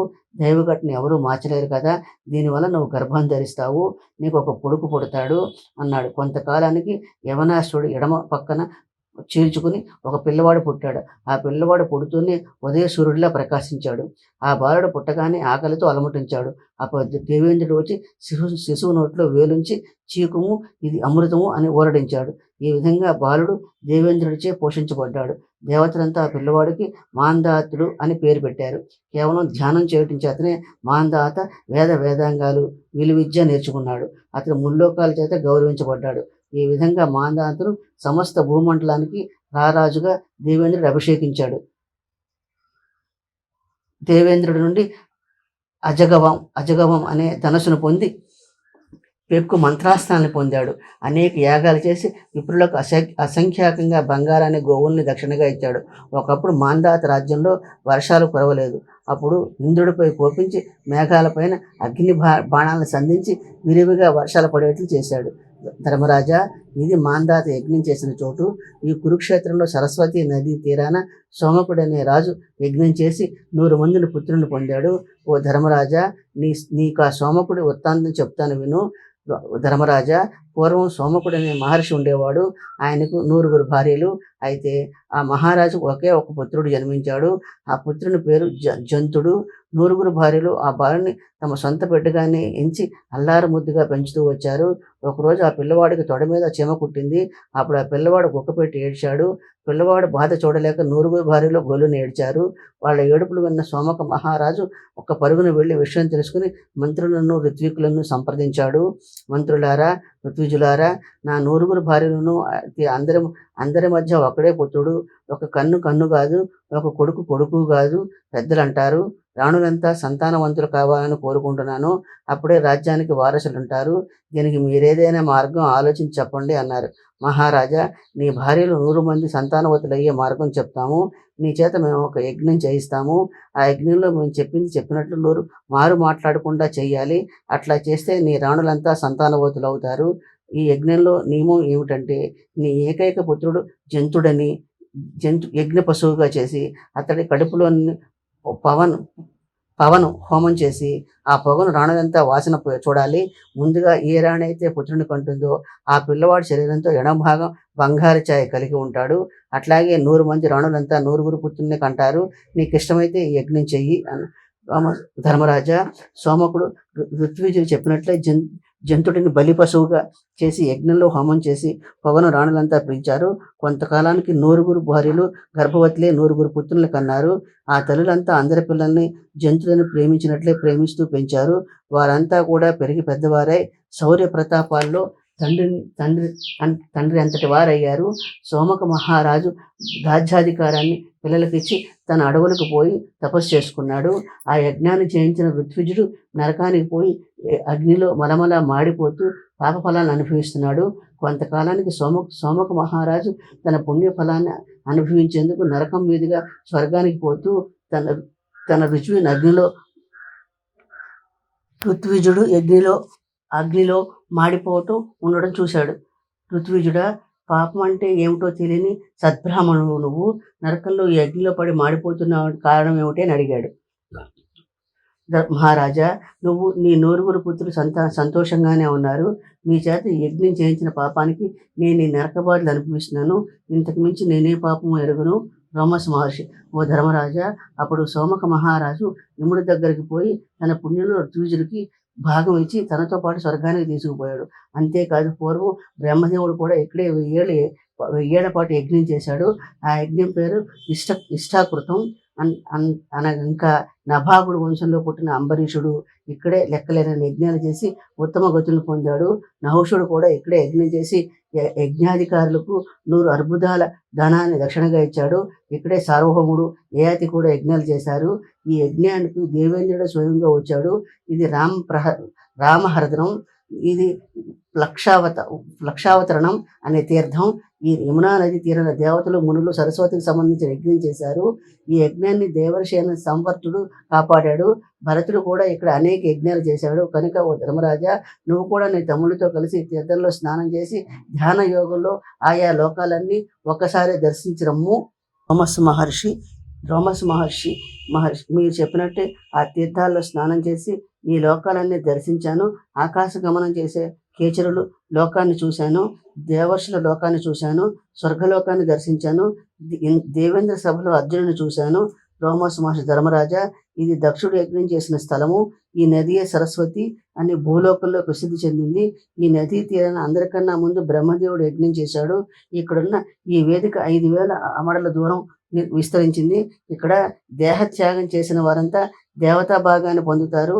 ఈ సరస్వతి నది పూర్వం నిషిద్ధ దేశం చేరుకోగానే భూమి లోపలికి ఇంకిపోయింది, అంతర్ధానమైంది. అట్లా అంతర్ధానమైన సరస్వతి నది తిరిగి ఇక్కడ ఈ చమసో భేదం అనే తీర్థంగా బయటపడింది. దీన్నే సింధు తీర్థం అని కూడా అంటారు. అగస్త్య మహర్షి లోపాముద్రని ఇక్కడే వివాహం ఆడాడు. నివాస అనే పుణ్యనది తీర్థాన్ని విష్ణుపదం అంటారు. కాశ్మీర్ మండలంలోని ఈ పుణ్యతీర్థాన్ని మానస ద్వారం అంటారు. దీనిని పరశురాముడు హంసపట్నంగా నిర్మించాడు. రాజా, దీనికి నీకు శిబి చక్రవర్తి వృత్తాంతం చెబుతాను విను.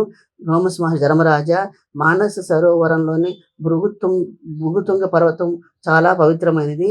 మహర్షులు అనేక యజ్ఞాలు చేసి పార్వతీ పరమేశ్వరుని దర్శించగలిగారు. అటువంటి ఈ పుణ్య ప్రదేశంలో శివ చక్రవర్తి యజ్ఞాలు చేశాడు.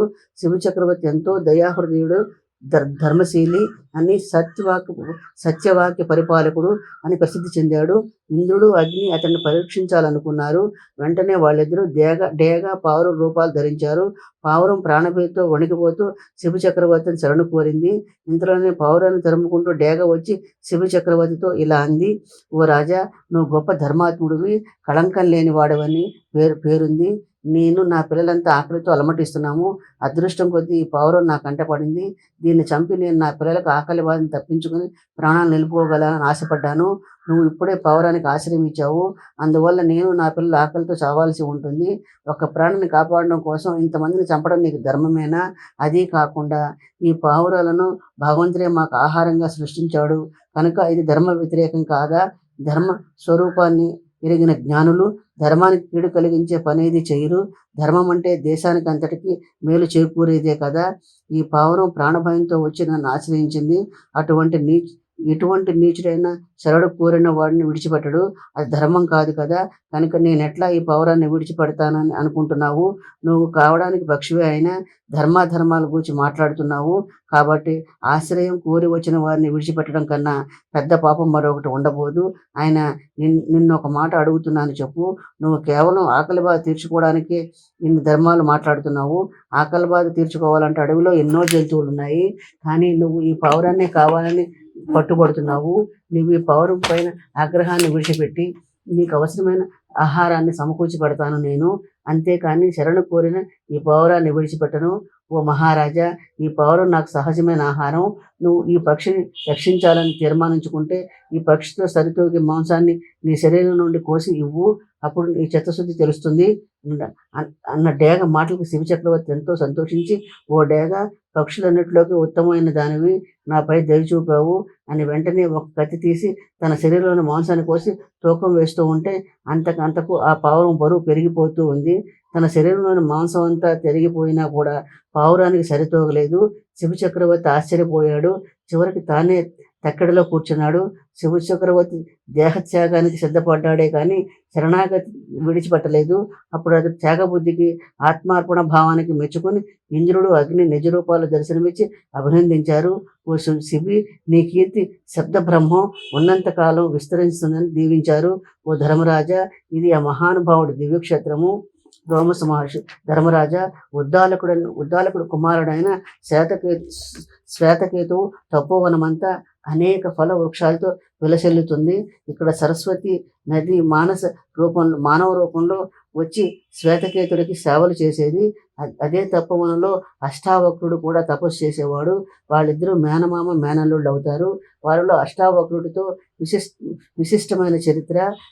నీకు అతడి వృత్తాంతం చెబుతాను విను.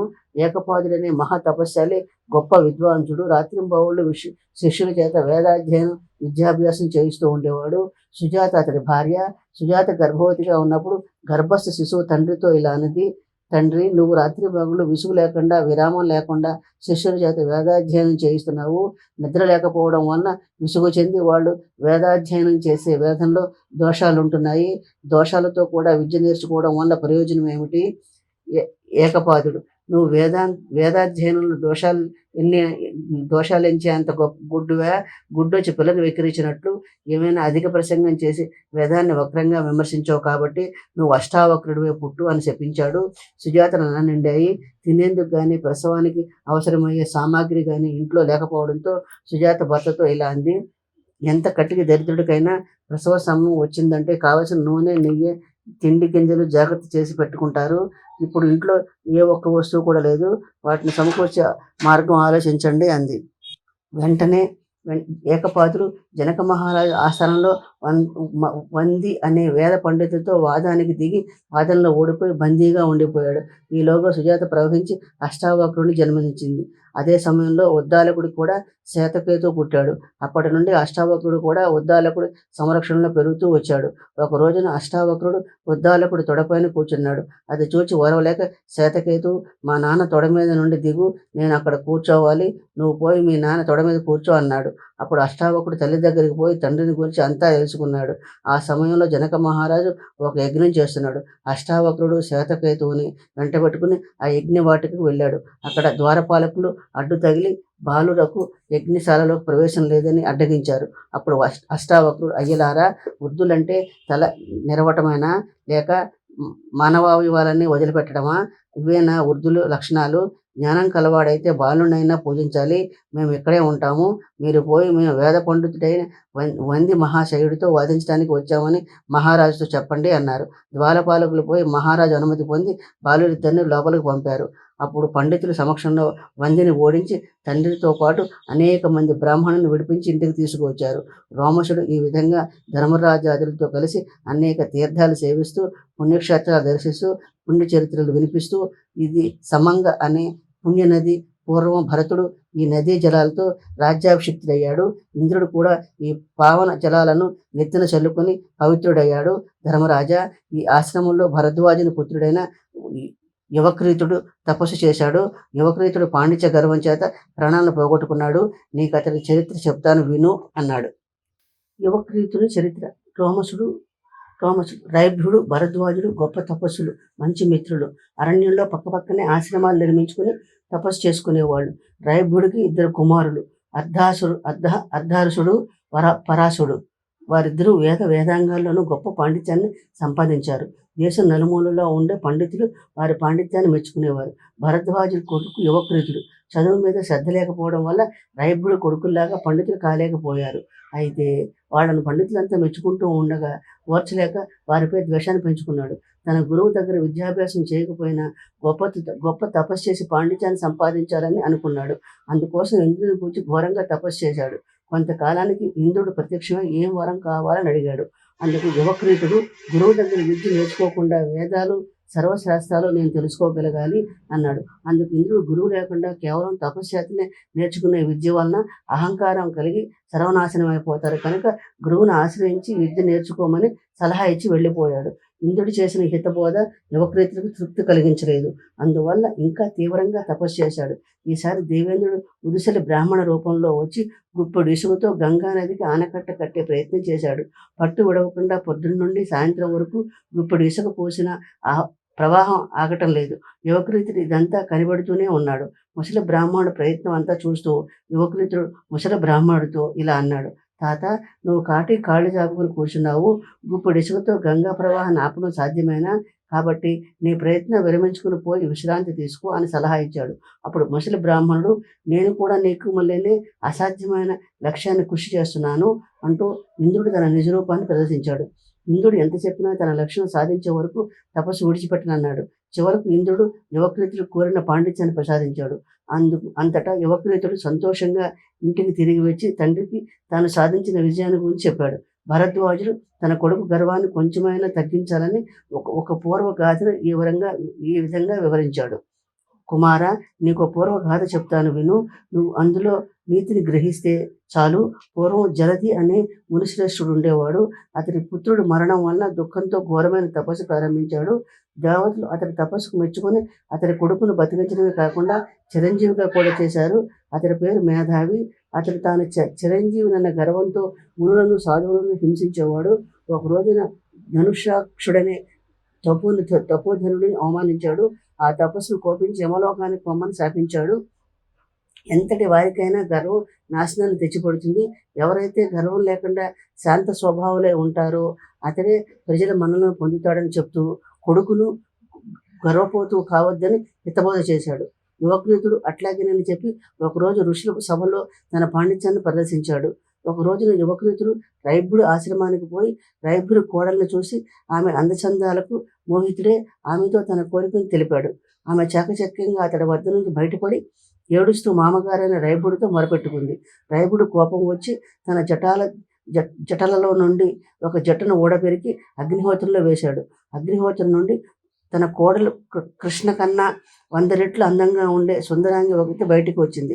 వెంటనే మరొక జటను ఊడబెరికి అగ్నిహోత్రంలో వేశాడు. ఈసారి 2 కూరల చేతిలో శూలంతో భయంకరాకారుడైన రాక్షసుడప్పుడు బయటికి వచ్చాడు. వాళ్ళిద్దరూ రైభుడితో, మహర్షి ఏమి ఆజ్ఞ అని అడిగారు. అప్పుడు రైభుడు యువక్రీతుని సంహరించడానికి ఆదేశించాడు. ముందుగా ఆ సుందరాంగి వెళ్ళి యువక్రీతుడితో సరసాలాడుతూ అతని నుండి కమండలాన్ని సంగ్రహించింది. దాంతో అతడు అపవిత్రుడయ్యాడు. వెంటనే అతడి తపశక్తి నశించింది. ఇక ఆలస్యం చేయకుండా రాక్షసుడు వచ్చి యువక్రీతుడిని శూలంతో పొడి చంపాడు. ఆ తర్వాత ఆ సుందరాంగి రాక్షసుడు రైభుడి వద్దకు పోయి యువక్రీతుని చంపామని చెప్పారు. అంతటి రైభుడు వాళ్ళిద్దరికీ వివాహం చేసి పంపాడు. భరద్వాజుడి ఆశ్రమానికి వచ్చి కొడుకు చచ్చిపడి ఉండడం చూసి పుత్రశోకం భరించలేక కొడుకు చిత్తులో పడి తాను మరణించాడు. బృహద్యుమ్నుడు అనే రాజు దీర్ఘకాలిక సత్రయాగం తలపెట్టాడు. రైభుడు కొడుకులు అర్ధావసు, పరావసు అను వారిద్దరూ తండ్రి అనుమతితో ఋత్విక్కులుగా ఉంటూ యాగాన్ని నడిపిస్తున్నారు. ఒక రోజున పరావసుడు చీకట్లో ఆశ్రమానికి తిరిగి వస్తుండగా ఎదురుగుండా రైభుడు వస్తున్నాడు. ఆ చీకట్లో ఎదురుగా ఒక క్రూర మృగం వస్తున్న భ్రమతో తన సొంత తండ్రిని చంపేశాడు. తను చంపింది తన తండ్రిని తెలుసుకుని మిక్కిలి దుఃఖించి తండ్రి శవానికి సంస్కారాలు చేసి పిదప యాగశాలకు వచ్చి అన్నగారైన అర్ధావసుతో ఇలా అన్నాడు: సోదరా, నేను తండ్రిని చంపడం వలన బ్రహ్మహత్యా దోషానికి గురయ్యాను. నువ్వు ఒంటరిగా ఈ యాగాన్ని నడపలేవు. నాకు ఆ సామర్థ్యం ఉంది కనుక నువ్వే వెళ్ళి నా బ్రహ్మహత్యా దోషానికి పరిహారమైన వ్రతాలు చేసిరా. ఆ తర్వాత నువ్వు కూడా ఈ యాగంలో పాల్గొనవచ్చు అన్నాడు. తమ్ముడు కోరినట్లే అర్ధావచ్చు తమ్ముడు బ్రహ్మహత్యా పాతకాల నుండి విముక్తుడయ్యే వ్రతాలు పూర్తి చేసి తిరిగి యాగశాలకు వెళ్ళాడు. అప్పుడు పరావసుడు బృహద్రథుడు మహారాజుతో ఇలా అన్నాడు: మహారాజా, ఈ ఋషి యాగశాలలో ప్రవేశించడానికి అర్హుడు కాదు. ఇప్పుడే బ్రహ్మహత్యా పాతకానికి ప్రాయశ్చిత్తం చేయాల్సిన వ్రతాలు చేసుకుని వస్తున్నాడు అన్నాడు. అంత మహారాజు అనుచరులు పంపి ఆ ఋషి యాగశాలలోకి ప్రవేశించకుండా నిరోధించమని ఆజ్ఞాపించాడు. అప్పుడు ఆ రాజభటులు అర్ధావసుడు ఇలా అన్నాడు: అయ్యలారా, బ్రహ్మహత్య చేసింది నా తమ్ముడు పరావసుడు అని నేను కాదు. అతడి పాపాలు తొలగిపోయేందుకే వ్రతాలు చేసి వస్తున్నాను అన్నాడు. అతడు చెప్పిన మాటలను విన్న దేవతలు అతని సత్యశీలాన్ని మెచ్చుకొని ఇలా అన్నారు: దేవతలు, ఓ పవిత్ర చరిత్రుడా, అర్ధావసు మహర్షి, నీ తమ్ముడు చేసిన పాపాలను తొలగించేందుకు ధర్మాత్ముడు వ్రతాలు చేశావు. నీ ధర్మబుద్ధికి త్యాగశీలానికి మెచ్చాము. ఏదైనా వరం కోరుకో అన్నాడు. అర్ధావసు మహర్షి: ఓ దేవతలారా, మీరు నా ఎందుకు దయ చూపగలిగి ఉంటే నా తండ్రి భరద్వాజ మహర్షిని యువక్రీతుని తిరిగి బతికించండి. నా తమ్ముడు పరావసుడికి తండ్రిని చంపిన పాపం అంటకుండా ఉండేట్టు అనుగ్రహించండి అని కోరాడు. అర్ధావసు కోరినట్లే వారంతా తిరిగి సజీవులయ్యారు. అప్పుడు యువక్రీతుడు దేవతలతో ఇలా అన్నాడు: యువక్రీతుడు: ఓ వేల్పుల్లారా, నేను శాస్త్రాన్ని గ్రహించాను. నేను అనేక వ్రతాలు ఆచరించాను. అయినా రైభుడికి నన్ను చంపే అధికమైన శక్తి ఎట్లా లభించింది అన్నారు దేవతలు. ఓ యువక్రీతుడా, నువ్వు ఇంద్రుని మెప్పించి వేదాలను శాస్త్రాలను తెలుసుకునే జ్ఞానాన్ని మాత్రమే సంపాదించావు. కానీ రైభుడు గురువుకు సేవలు చేస్తూ అనేక కష్టాలకు ఓర్చుతూ సహిస్తూ గురువు అనుగ్రహంతో జ్ఞానాన్ని పొందాడు. గురుముహూర్తగా నేర్చుకోని విద్య రాణించదు, సరికదా గర్వాంధుని చేస్తుంది. నువ్వు గురువును ఆశ్రయించి ఏ విద్య నేర్చుకోలేదు, అందువల్ల నీ శక్తి అల్పమైనది. లోమస్ మహర్షి: ఓ ధర్మరాజా, ఇదే యువక్రీతుడు నివసించే చోటు. కావున ఇక్కడ నివసించిన వారందరూ పాపాలు నశిస్తాయి. ఇది కాల పర్వతం. ఇక్కడే గంగా నది 7 పాయలుగా చీలి ప్రవహిస్తుంది. ఆయన మానవ నేత్రాలతో దర్శించలేము. మీరంతా ఇక్కడ కొంతకాలం నివసించి పునీతులు కండి. ఇది మందరగిరి పర్వతం. గంధర్వులు, కింపురుషులు, కిన్నెరలు, వేల్పులు ఇంద్రుని సేవిస్తూ ఉంటారు. ఇక్కడ నుండి 600 యోజనాల దూరంలో కైలాస పర్వతం ఉంది. అక్కడ కుబేరుడు ఉంటాడు. అప్పుడు ధర్మరాజాదులంతా లోమస మహర్షి అనుగ్రహంతో సమాధి యోగాన్ని పొంది ఆయన పుణ్యక్షేత్రాలను దర్శించారు. అంతట ధర్మరాజు భీమునితో ఇలా అన్నాడు: ధర్మరాజు, భీమసేన, ఈ మార్గం చాలా కష్టతరమైంది. అందరం నడిచి వెళ్ళలేము. నువ్వు ఈ బ్రాహ్మణ సమూహాన్ని, ద్రౌపదిని, దౌమ్యుణ్ణి కనిపెట్టి ఉండు.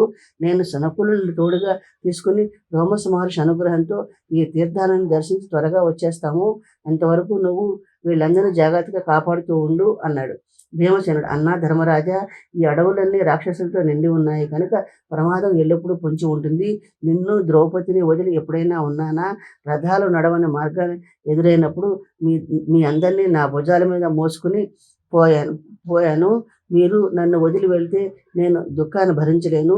రోమస మహర్షి ధర్మరాజా, మనం భీమసేనుడు చెప్పినట్టే చేద్దాం. సాటిలేని తపో వీర్య బల మహిమలు చేత మనం ఇప్పుడు గంధమాదన పర్వతాన్ని చేరుకుందాం. మనం వెళ్ళే సమయానికి ఇంద్రలోకం నుండి అర్జునుడు కూడా ఆ పర్వతాన్ని చేరుకుంటాడు. రోమస మహర్షి అర్జునుని గురించి చెప్పగా అందరిలోనూ కొత్త ఉత్సాహం నెలకొంది. అలసట అంటే ఏమిటో తెలియకుండా ప్రయాణం చేసి ఆటవికులకు ప్రభువైన సుబాహుడు రాజధానికి చేరుకున్నారు. ధర్మరాజాదులంతా సుబాహుని దర్శించి అతడి నుండి అతిథి సత్కారాలు అందుకున్నారు. గుర్రాలను రథాలను అక్కడే ఉంచి అందరూ కాలినడకన గంధమాదన పర్వతంపై వైపుగా నడక సాగించారు.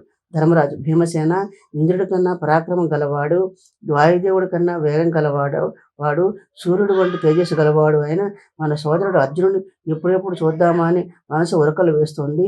ఇన్ని సంవత్సరాలు మనందరినీ వదిలి ఎందువల్ల ఇంత ఆలస్యం చేశాడో కదా. ఈ విధంగా అర్జునుడిని చూడాలన్న ఉత్సాహంతో గంధమాదన పర్వతం దిక్కుగా ప్రయాణం సాగించారు. సెలయేర్లు రకరకాల రంగులున్న నిర్మలమైన రాళ్లపై నుండి పారుతూ ఉంటే దగదగ మెరిసే కంఠహారాన్ని గుర్తు చేశాయి. పాండవాదులంతా గంధమాదన పర్వతాన్ని చేరుకోగానే పెనుగాలులు వీచాయి. దుమ్ముతో ఆకాశమంతా కప్పేశాయి. చెట్లు విరిగిపడ్డాయి. బండరాలు దొర్లాయి. రాళ్లలో నడవలేక ద్రౌపది మూర్ఛపోయింది.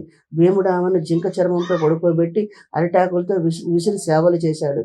ఆమె అరికాళ్లను పుండ్లై రక్తం కారుతోంది. కొంతసేపటికి తేరుకుని లేచి కూర్చుంది. భీమసేన, సుకుమారి అయిన పాంచాలి బాగా అలసిపోయింది. ఆమె విషయంలో మనం ఏదైనా ఆలోచించాలి. అన్నగారి మాటలు విన్న భీమసేనుడు హిడింబి కొడుకు తన ప్రథమ పుత్రుడు అయిన ఘటోత్కచును స్మరించాడు. వెంటనే రాక్షస సమూహంతో ఘటోత్కచుడు ప్రత్యక్షమయ్యాడు. ధర్మరాజు అందరికీ నమస్కరించి భీమసేనుని తండ్రికి ఏమి ఆజ్ఞ అని అడిగాడు. భీమసేనుడు, ఓ ఘటోత్కచుడా, ఈమె నీ తల్లి ద్రౌపది. ఈ కొండరాళ్లలో నడవలేక కాళ్ళన్నీ పుండ్లు పడ్డాయి. ఈమెను వీపుపై ఎక్కించుకుని మాతో పాటు నడిచిరా చాలు అన్నాడు. ఘటోత్కచుడు, తండ్రి, మీరు కూడా బాగా అలసిపోయి ఉన్నారు. మీ అందరినీ నా వీపు మీద ఎక్కించుకుని ఆకాశ మార్గాన్ని తీసుకువెళ్తాను. బ్రాహ్మణ సమూహాన్ని, నౌకర్లను నా భటులు తమ వీపు పైన ఎక్కించుకుని తీసుకువెళ్తారు. అట్లా వాళ్ళంతా బదరీవనంలో పూర్వపు నరనారాయణులు తపస్సు చేసిన ఆశ్రమంలో దిగారు. పవిత్ర గంగా నదిలో స్నానం చేసి నియమంతో కూడిన నోములు నోచారు. అట్లా బదరీ క్షేత్రంలో 6 రోజులున్నారు. సమాధి యోగంలో మైనాక శైలం, హిరణ్యం, శృంగం, బిందుసరం అనే పుణ్యక్షేత్రాలను దర్శించారు. ఒక రోజున సౌగంధికాపహరణం. భీమసేనుడు ద్రౌపదితో కలిసి గంధమాదన పర్వతంపై విహరిస్తూ ఉంటే 1000 రేకుల తామర పువ్వు ఒకటి గాలి ఎగురుతూ వారి ముందు పడింది. ఆ కమలాన్ని చూసిన ద్రౌపది, ముందెన్నడూ ఇంత అందమైన పువ్వును చూడలేదు నేను అనుకుంటూ, ఇట్లాంటి పువ్వు మరికొన్ని లభిస్తే ఎంత బాగున్నో కదా అని అనుకుంటూ దగ్గరలో ఉంటే తెమ్మని భీమసేనుని అడిగింది. భీమసేనుడు ఆ పువ్వు ఎగిరి వచ్చిన దిశగా బయలుదేరాడు. దారిలో ఏనుగుల గుంపు మీదకొచ్చింది. వాటిలో ఒక దాన్ని ఎత్తి ఒక గుంపు పైన వేశాడు. అవన్నీ చంద్రవందరగా చెల్లాచెదురు అయిపోయాయి. అట్లా కొంత దూరం పోయేసరికి పెద్ద సరస్సు కనిపించింది.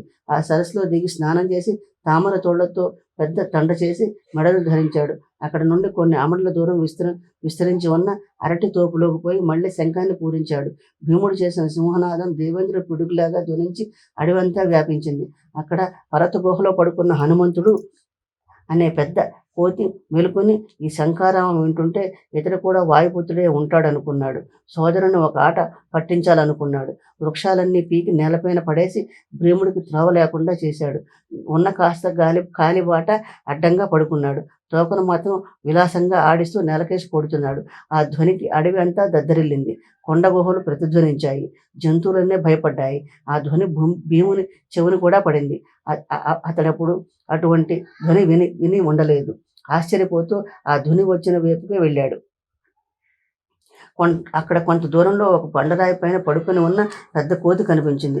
భీముడు ఆశ్చర్యపోయాడు. నెమ్మదిగా హనుమంతుని సమీపించి పరికించి చూశాడు. కంఠం పొట్టిగా బలిష్టంగా ఉంది. దవడలు పొడుగ్గా ఉన్నాయి. నిలకడలేని కోతి స్వభావం కొట్టొచ్చినట్టు కనిపిస్తోంది. నడుము సన్నగా ఉంది. మొలభాగం గుండ్రంగా ఉంది. పెదవులు చూడటానికి ప్రజ్వలిల్లే అగ్నిహోత్రంలా ఉన్నాయి. అరిగిపోయిన దంతాలు అతడి ముసలితనాన్ని ఎత్తి చూపుతున్నాయి. ఆయన గోళ్లలో వాడితనం తగ్గలేదు. కన్నుల్లో గోరోజ వర్ణం ఉన్నాయి. యోగ నిద్రలో ఉన్న హనుమంతుడు వాయుపుత్రుడైన భీముడు చూశాడు. అతని నిద్రలేపాలన్న ఉద్దేశంతో చెవులకు దగ్గరగా పోయి సింహనాదం చేశాడు. ఆ సింహనాదానికి నిద్ర మేలుకొని కళ్ళు తెరిచి భీముని చూసి నిర్లక్ష్యంగా ఇలా అన్నాడు. హనుమంతుడు, ఓ బాటసారి, నేను పండు ముదుసలిని, వ్యాధులతో బాధపడుతున్నా, నాకు పట్టక పట్టక ఒక కునుకు పట్టింది.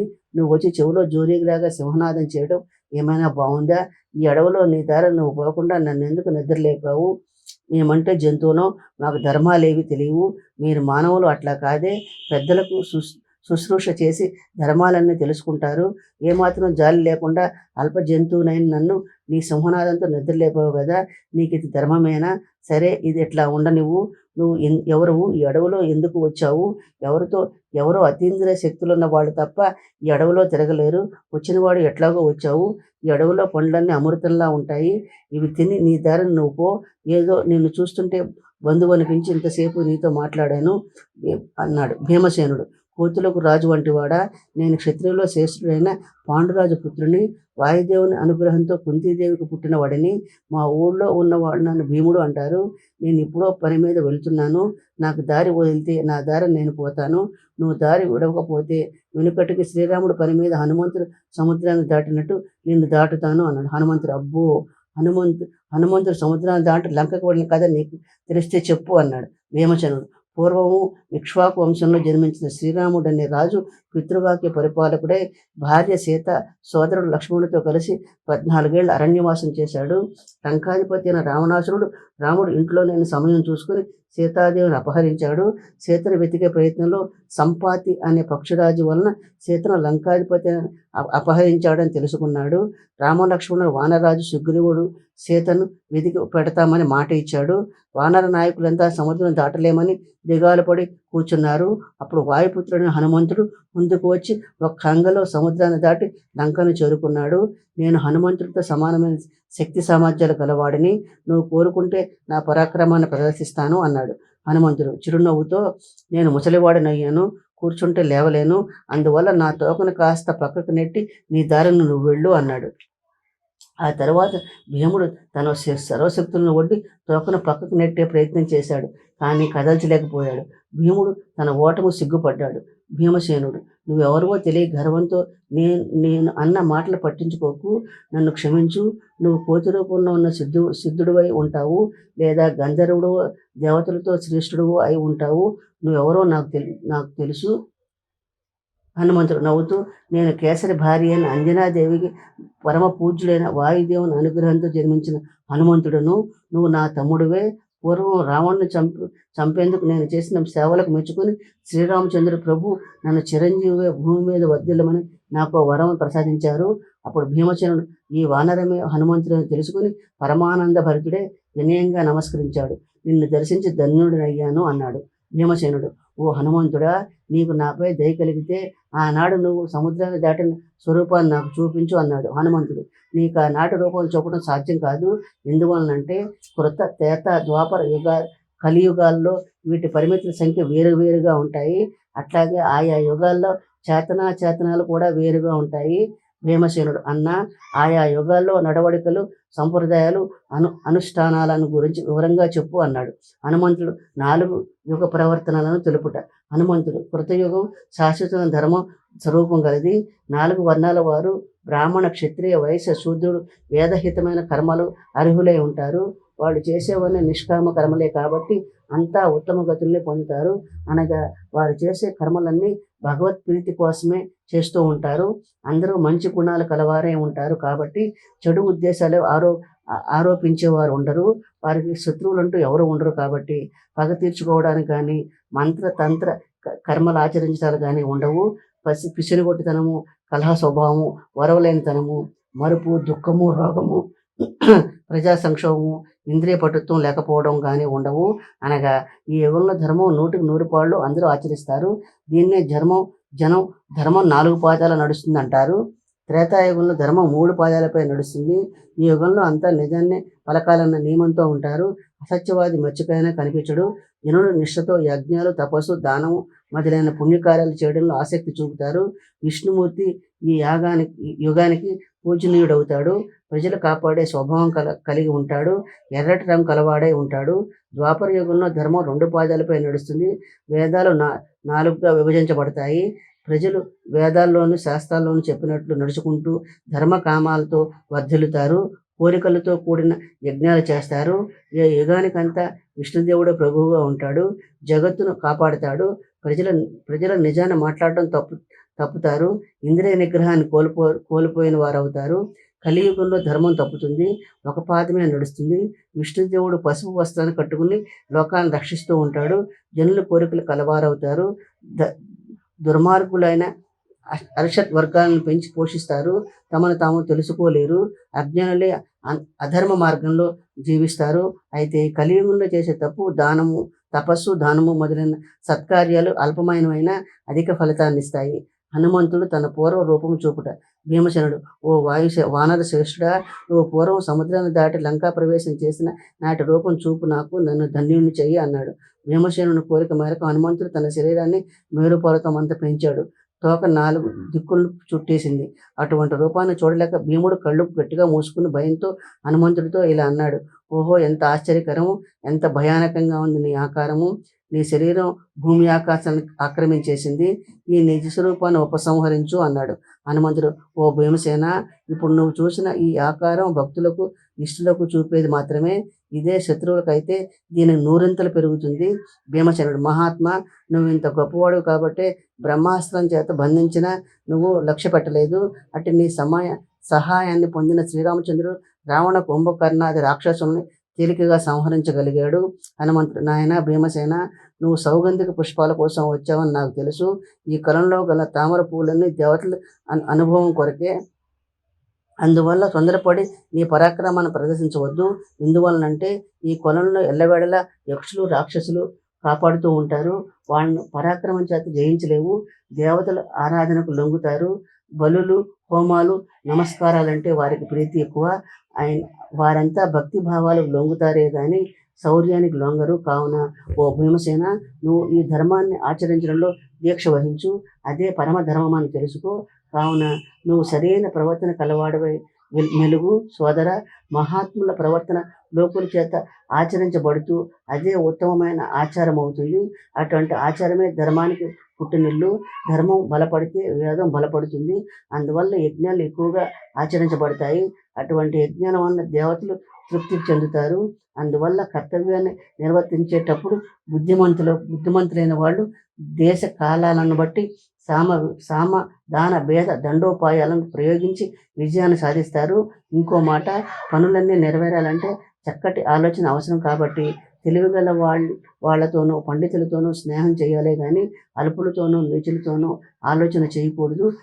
అనుగ్రహించడం నిగ్రహించగల రాజులు వెలుబడిలో ఉన్న ప్రజలు సుఖ సంతోషాలతో వెలుసెల్లుతారు. అట్టి రాజు వెలుబడిలో ఉంటే ప్రజలు తప్పు చేయాలంటే ఎంతో భయపడతారు. ఓ భీమసేన, నీకు అపకారం చేసిన ధృతరాష్ట్రులందరినీ నేనొక్కడినే సంహరించగలను. హస్తినాపురాన్ని అంతా ధ్వంసం చేసి రాయి రప్పలతోనూ విరిగిన వృక్షాలతోనూ అడవిలాగా మార్చేయగలను. కానీ ఓ భీమసేన, నీ పరాక్రమంతోనే వాళ్ళందరినీ హతమార్చగలరు. మీ అన్నదమ్ములంతా అంతటి పరాక్రమశాలులు. నేను ఈ రోజు కలుసుకోవడం నాకు ఎంతో సంతోషం కలిగించింది. చెప్పు, నీకేది ఇష్టమో అది చేస్తాను అన్నాడు. వానరుల్లో శ్రేష్టమైన వాడా, నువ్వు ఒక్కడివే యుద్ధంలో అందరినీ సంహరించగలవు. అది నీకు అల్ప విషయం అయినా మమ్మల్ని ఇన్ని కష్ట నష్టాలకు గురి చేసిన మా శత్రువులందరినీ మేమే జయించగలం. నీ దయవలన ఈ భూమిపైన మేము జయించిన శత్రువు అంటూ ఎవడూ లేడు. భీమసేన, మహావీరుడైన అర్జునుని రథధ్వజంపై ఉంటూ యుద్ధంలో నీ బలాన్ని, శౌర్యాన్ని తిలకిస్తాను. భీమసేన, దగ్గరగా రా నాయనా, ఒక్కసారి ప్రేమతో ఆలింగనం చేసుకుంటాను. అదిగో ఈ దారిని వెళ్ళు, నీకు సౌగంధిక పుష్పాలుండే సరస్సు కనిపిస్తుంది అని చెప్పాడు. కొంతసేపటికి భీమసేనుడు సౌగంధిక పుష్పాలుండే సరస్సును చేరుకున్నాడు. ఆ సరోవరాన్ని రక్షిస్తున్న 10,000 మంది రాక్షసులు గద భుజాన వేసుకుని వస్తున్న భీముడిని చూశారు. వారంతా రకరకాల ఆయుధాలను ధరించారు. దగ్గరగా వెళ్లి భీముడు లేడి చర్మాలతో చేసిన వస్త్రాలను ధరించి ఉండడం చూసి ఇతడు ఎవరో గొప్ప మునీశ్వరుడు కావచ్చు అనుకుని ఇలా అన్నారు రాజభటులు: వీరుడా, ఇది కుబేరుడి తోట. ప్రాణాల మీద ఆశ ఉన్న వారెవరు ఈ తోటలో ప్రవేశించలేరు. నీవెవరు? ఈ తోటలోకి ఎందుకు వచ్చావు? కుబేరుడు భార్యతో కలిసి జలక్రీడలాడే ఈ కొలను గట్టున ఋషులు, దేవతలు తపస్సు చేసుకుంటూ ఉంటారు. ఇటువంటి తామర పుష్పాలు ముల్లోకాల్లోనే ఎక్కడా కనిపించవు. ఈ తోటను యక్ష రాక్షసులు 10,000 మంది కాపలా కాస్తూ ఉంటాము. చెప్పు, నీవెందుకు వచ్చావు ఇక్కడికి? ఓ రాక్షస భీమసేనుడు, ఓ రాక్షస వీరులారా, నేను పాండురాజు పుత్రుడిని, ధర్మరాజు తమ్ముడును. ద్రౌపది దేవికి సంతోషాన్ని కలిగించేందుకు ఈ కణంలోని సౌగంధిక పుష్పాలను తీసుకుని పోవాలని వచ్చాను. మీరు అవునన్నా కాదన్నా నేను ఈ పుష్పాలను తీసుకుపోతాను. అందువల్ల మీరే నాతో సహకరించి నాకు పుష్పాలు ఇచ్చి పంపండి. రాక్షస భటులు, ఆర్య, నీ మాటలు నీ తీరు చూస్తే లోకాతీతమైన వాడిలా కనిపిస్తున్నావు, కానీ సామాన్య మానవుడు కావు. నీకు తప్పక ఈ పుష్పాలను తీసుకుని పోవాలని ఉంటే మా ప్రభువైన కుబేరుని అర్థించి అనుమతి పొందు అన్నారు. భీమసేనుడు, భట్లారా, ఉత్తమమైన క్షత్రియుడు ఇతరులను ప్రాధేయపడడు, దానం ఇస్తాడే గాని పుచ్చుకోడు. అదీ కాకుండా ఈ కొండలు సెలయేళ్లు ఏ ఒక్కరి సొత్తు కాదు. భగవంతుడి ప్రకృతిని అంతా అందరినీ అనుభవించమని ప్రసాదించాడు. అందువల్ల ఇది కేవలం కుబేరుడు సొంతం కాదు అంటూ భీముడు కొలంలోని ప్రవేశించాడు. గొప్ప తపశ్శక్తి కలిగిన ఈ కొలంలో నీళ్లను తనివితీర తాగి బలాన్ని పుంజుకున్నాడు. భీముని ప్రవర్తనకు మాటలకు కోపించిన రాక్షస సైనికులు ఆయుధాలను ధరించి భీమునిపై తలపడ్డారు. భీముడు గదతో వారందరినీ సులువుగా చెదరగొట్టాడు. భీతి చెందిన భటులంతా కుబేరుని వద్దకు పరిగెత్తారు. భీముడు కావలసిన పుష్పాలను మూట కట్టుకుని ఆ సరోవరం గట్టును విహరిస్తున్నాడు. భీముడు ప్రదర్శిస్తున్న పరాక్రమాన్ని చూసి కుబేరుడు చాలా సంతోషించాడు. ద్రౌపదిని సంతోషపెట్టేందుకు అతడి దీక్ష మెచ్చుకున్నాడు. ఇంతలో ఉన్నట్టుండి ఎడతెరిపి లేకుండా పిడుగులు పడ్డాయి. భూమి కంపించింది. దుమ్ము భూమి ఆకాశాలను కప్పేసింది. ఈ శకునాలని భయంకరమైన యుద్ధాన్ని సూచిస్తున్నాయని ధర్మరాజు సందేహపడి ద్రౌపదితో భీముడు ఎక్కడా అని అడిగాడు. తొట్టుపడుతూ ద్రౌపది ఇలా అన్నది, ఓ రాజా, నీకు నేనిచ్చిన బంగారు రేకుల తామర పుష్పం గాలికి వచ్చి పడింది. ఈ పూలు చాలా అందంగా ఉన్నాయి. ఈ దరిదాపుల్లో ఉన్నట్లయితే తెచ్చిపెట్టమని భీమసేనుని అడిగాను. అతడు ఈశాన్య దిక్కుగా వెళ్ళడం చూశాను అంది. అట్లాగైతే మనమందరం భీముడున్న చోటకి వెళ్ళిపోదాము. రాక్షసులు వీపుపైనెక్కి ఆకాశ మార్గాన బయలుదేరారు. అక్కడ కొలను గొట్టుపైన గదను భుజాన ధరించి విలాసంగా నవ్వుతున్న భీముని చూచి చాలా సంతోషించారు. అక్కడే భయంకరమైన రాక్షస భటులు శరీరాలు చంద్రవందరగా పడి ఉన్నాయి. భీమసేనుడు ఆ సౌగంధిక పుష్పాలను ప్రీతితో ద్రౌపదికిచ్చి సంతోషపెట్టాడు. నకుల సహదేవులు భీముని కౌగిలించుకున్నారు. ధర్మరాజు ఇలా అన్నాడు, భీమసేన, అందరికన్నా ఎక్కువ జ్ఞానం కలవాడివి. ఇటువంటి సాహసాలకు ఒడికట్టడం నీ వంటి జ్ఞానికి చేయదగిన పనేనా? నా మాట మీద గౌరవం ఉంటే ఇక మీద ఇటువంటి సాహసాలు చేయకు. అట్లా ధర్మరాజు హితబోధ చేస్తూ ఉండగానే కుబేరుడు భటులు వచ్చి దేవర్షి అయిన రోమస మహర్షికి దేవేంద్రుడి వలె వెలిగిపోతున్న ధర్మరాజుకు బ్రాహ్మణ శ్రేష్ఠులకు నమస్కరించి ఇలా అన్నారు, ఓ ధర్మరాజా, ఈ తోట కుబేరుడిది. ఇక్కడ వీరంతా ఉండడం క్షేమం కాదు. ఈ తోటకు దేవతలు రాక్షసులు కాపలా కాస్తూ ఉంటారు అని చెప్పారు. అందులో ధర్మరాజాదులు ఆ తోటకు సమీపానే బస ఏర్పాటు చేసుకుని కొన్నాళ్ళు ఉండాలని అనుకున్నారు. అందువల్ల ఘటోత్కచుని వెళ్ళమని ఆనతిచ్చి పంపారు. ఒకరోజు జటాసురుడు అనే రాక్షసుడు బ్రాహ్మణ వేషం వేసుకుని తాను వేదాధ్యయనం చేశానని, విలువిద్యను పరశురాముడి వద్ద నేర్చుకున్నానని నమ్మబలికి పాండవుల సమూహంలో చేరాడు.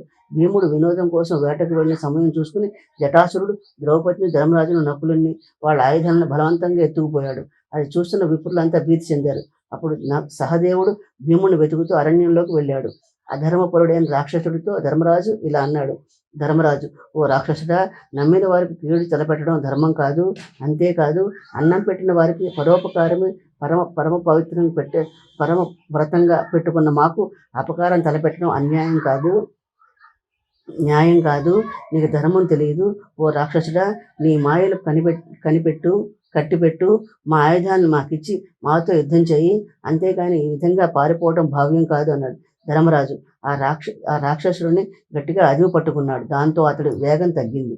ఈలోగా సహదేవుడు అడ్డు వచ్చి రాక్షసుడితో, ఓ రాక్షసుడా, నేను పాండురాజు పుత్రుడిని, నాతో యుద్ధం చెయ్యి. నేను ఇప్పుడే ఓడించి యమలోకాన్ని పంపగలను అన్నాడు. భీముడు జటాసురుని చంపుట. ఆ సమయంలో భీముడు నివాసానికి తిరిగి వస్తుండగా జటాసురుడు చూశాడు. అతడి భుజాలపై ద్రౌపది, ధర్మరాజు బందీలే ఉన్నారు. సహదేవుడు మాత్రం రాక్షసుడితో భీకరంగా యుద్ధం చేస్తున్నాడు. భీముడు, ఓ రాక్షసుడా, నువ్వు ఇంతకాలం మాతో ఉంటూ మా తిండి తిన్నావు. ఆ విధంగా మా వల్ల ఉపకారం పొందావు. ఉపకారం చేసిన వారికి అపకారం తలపెట్టావు. నీకు ఇది ధర్మం కాదు. నువ్వు ఎప్పటికైనా ధర్మరాజాదులను విడిచి ప్రాణాలు కాపాడుకో, లేదంటావా బకుడిని, హిడింబుడిని, కిమ్మీరుణ్ణి చంపిన అవలేలుగా నిన్ను చంపేస్తాను అన్నాడు. జటాసురుడు, ఓ భీముడా, యుద్ధంలో నిన్ను చంపి నీ నెత్తుడితో కిమీరుడికి, బకుడికి, హిడింబుడికి తర్పణం విడుస్తాను. ఇదిగో నువ్వు కోరినట్లే ధర్మరాజాన్ని విడిచిపెడుతున్నాను. యుద్ధానికి సిద్ధంగా ఉండు అన్నాడు. భీముడు జటాసురుడితో యుద్ధం భయంకరంగా సాగింది. వారి తొడలు రాపిడికి మహావృక్షాల నేలకూలాయి. నేల అదిరింది. వారిద్దరూ వాలి సుగ్రీవులో యుద్ధం చేశారు. అంతటా భీముడు విజృంభించి రాక్షసుడి తల తల కింద పడేటట్లుగా పిడికిలతో గట్టిగా కొట్టాడు. అంతటా రాక్షసుల ప్రాణాలు గాల్లో కలిసిపోయాయి. రోమచుడు, ధౌమ్యుడు మొదలైన బ్రాహ్మణ శ్రేష్ఠులంతా భీముడి శౌర్యాన్ని శ్లాఘించారు. అరణ్య పర్వంలోని తృతీయ శ్వాసం పూర్తయిందండి. నా ఛానల్ కూడా సపోర్ట్ చేయండి, సబ్స్క్రైబ్ చేయండి, లైక్ చేయండి, షేర్ చేయండి. నా పారాయణ కనుక మీకు నచ్చినట్లయితే కామెంట్ రూపంలో తెలియచేయండి.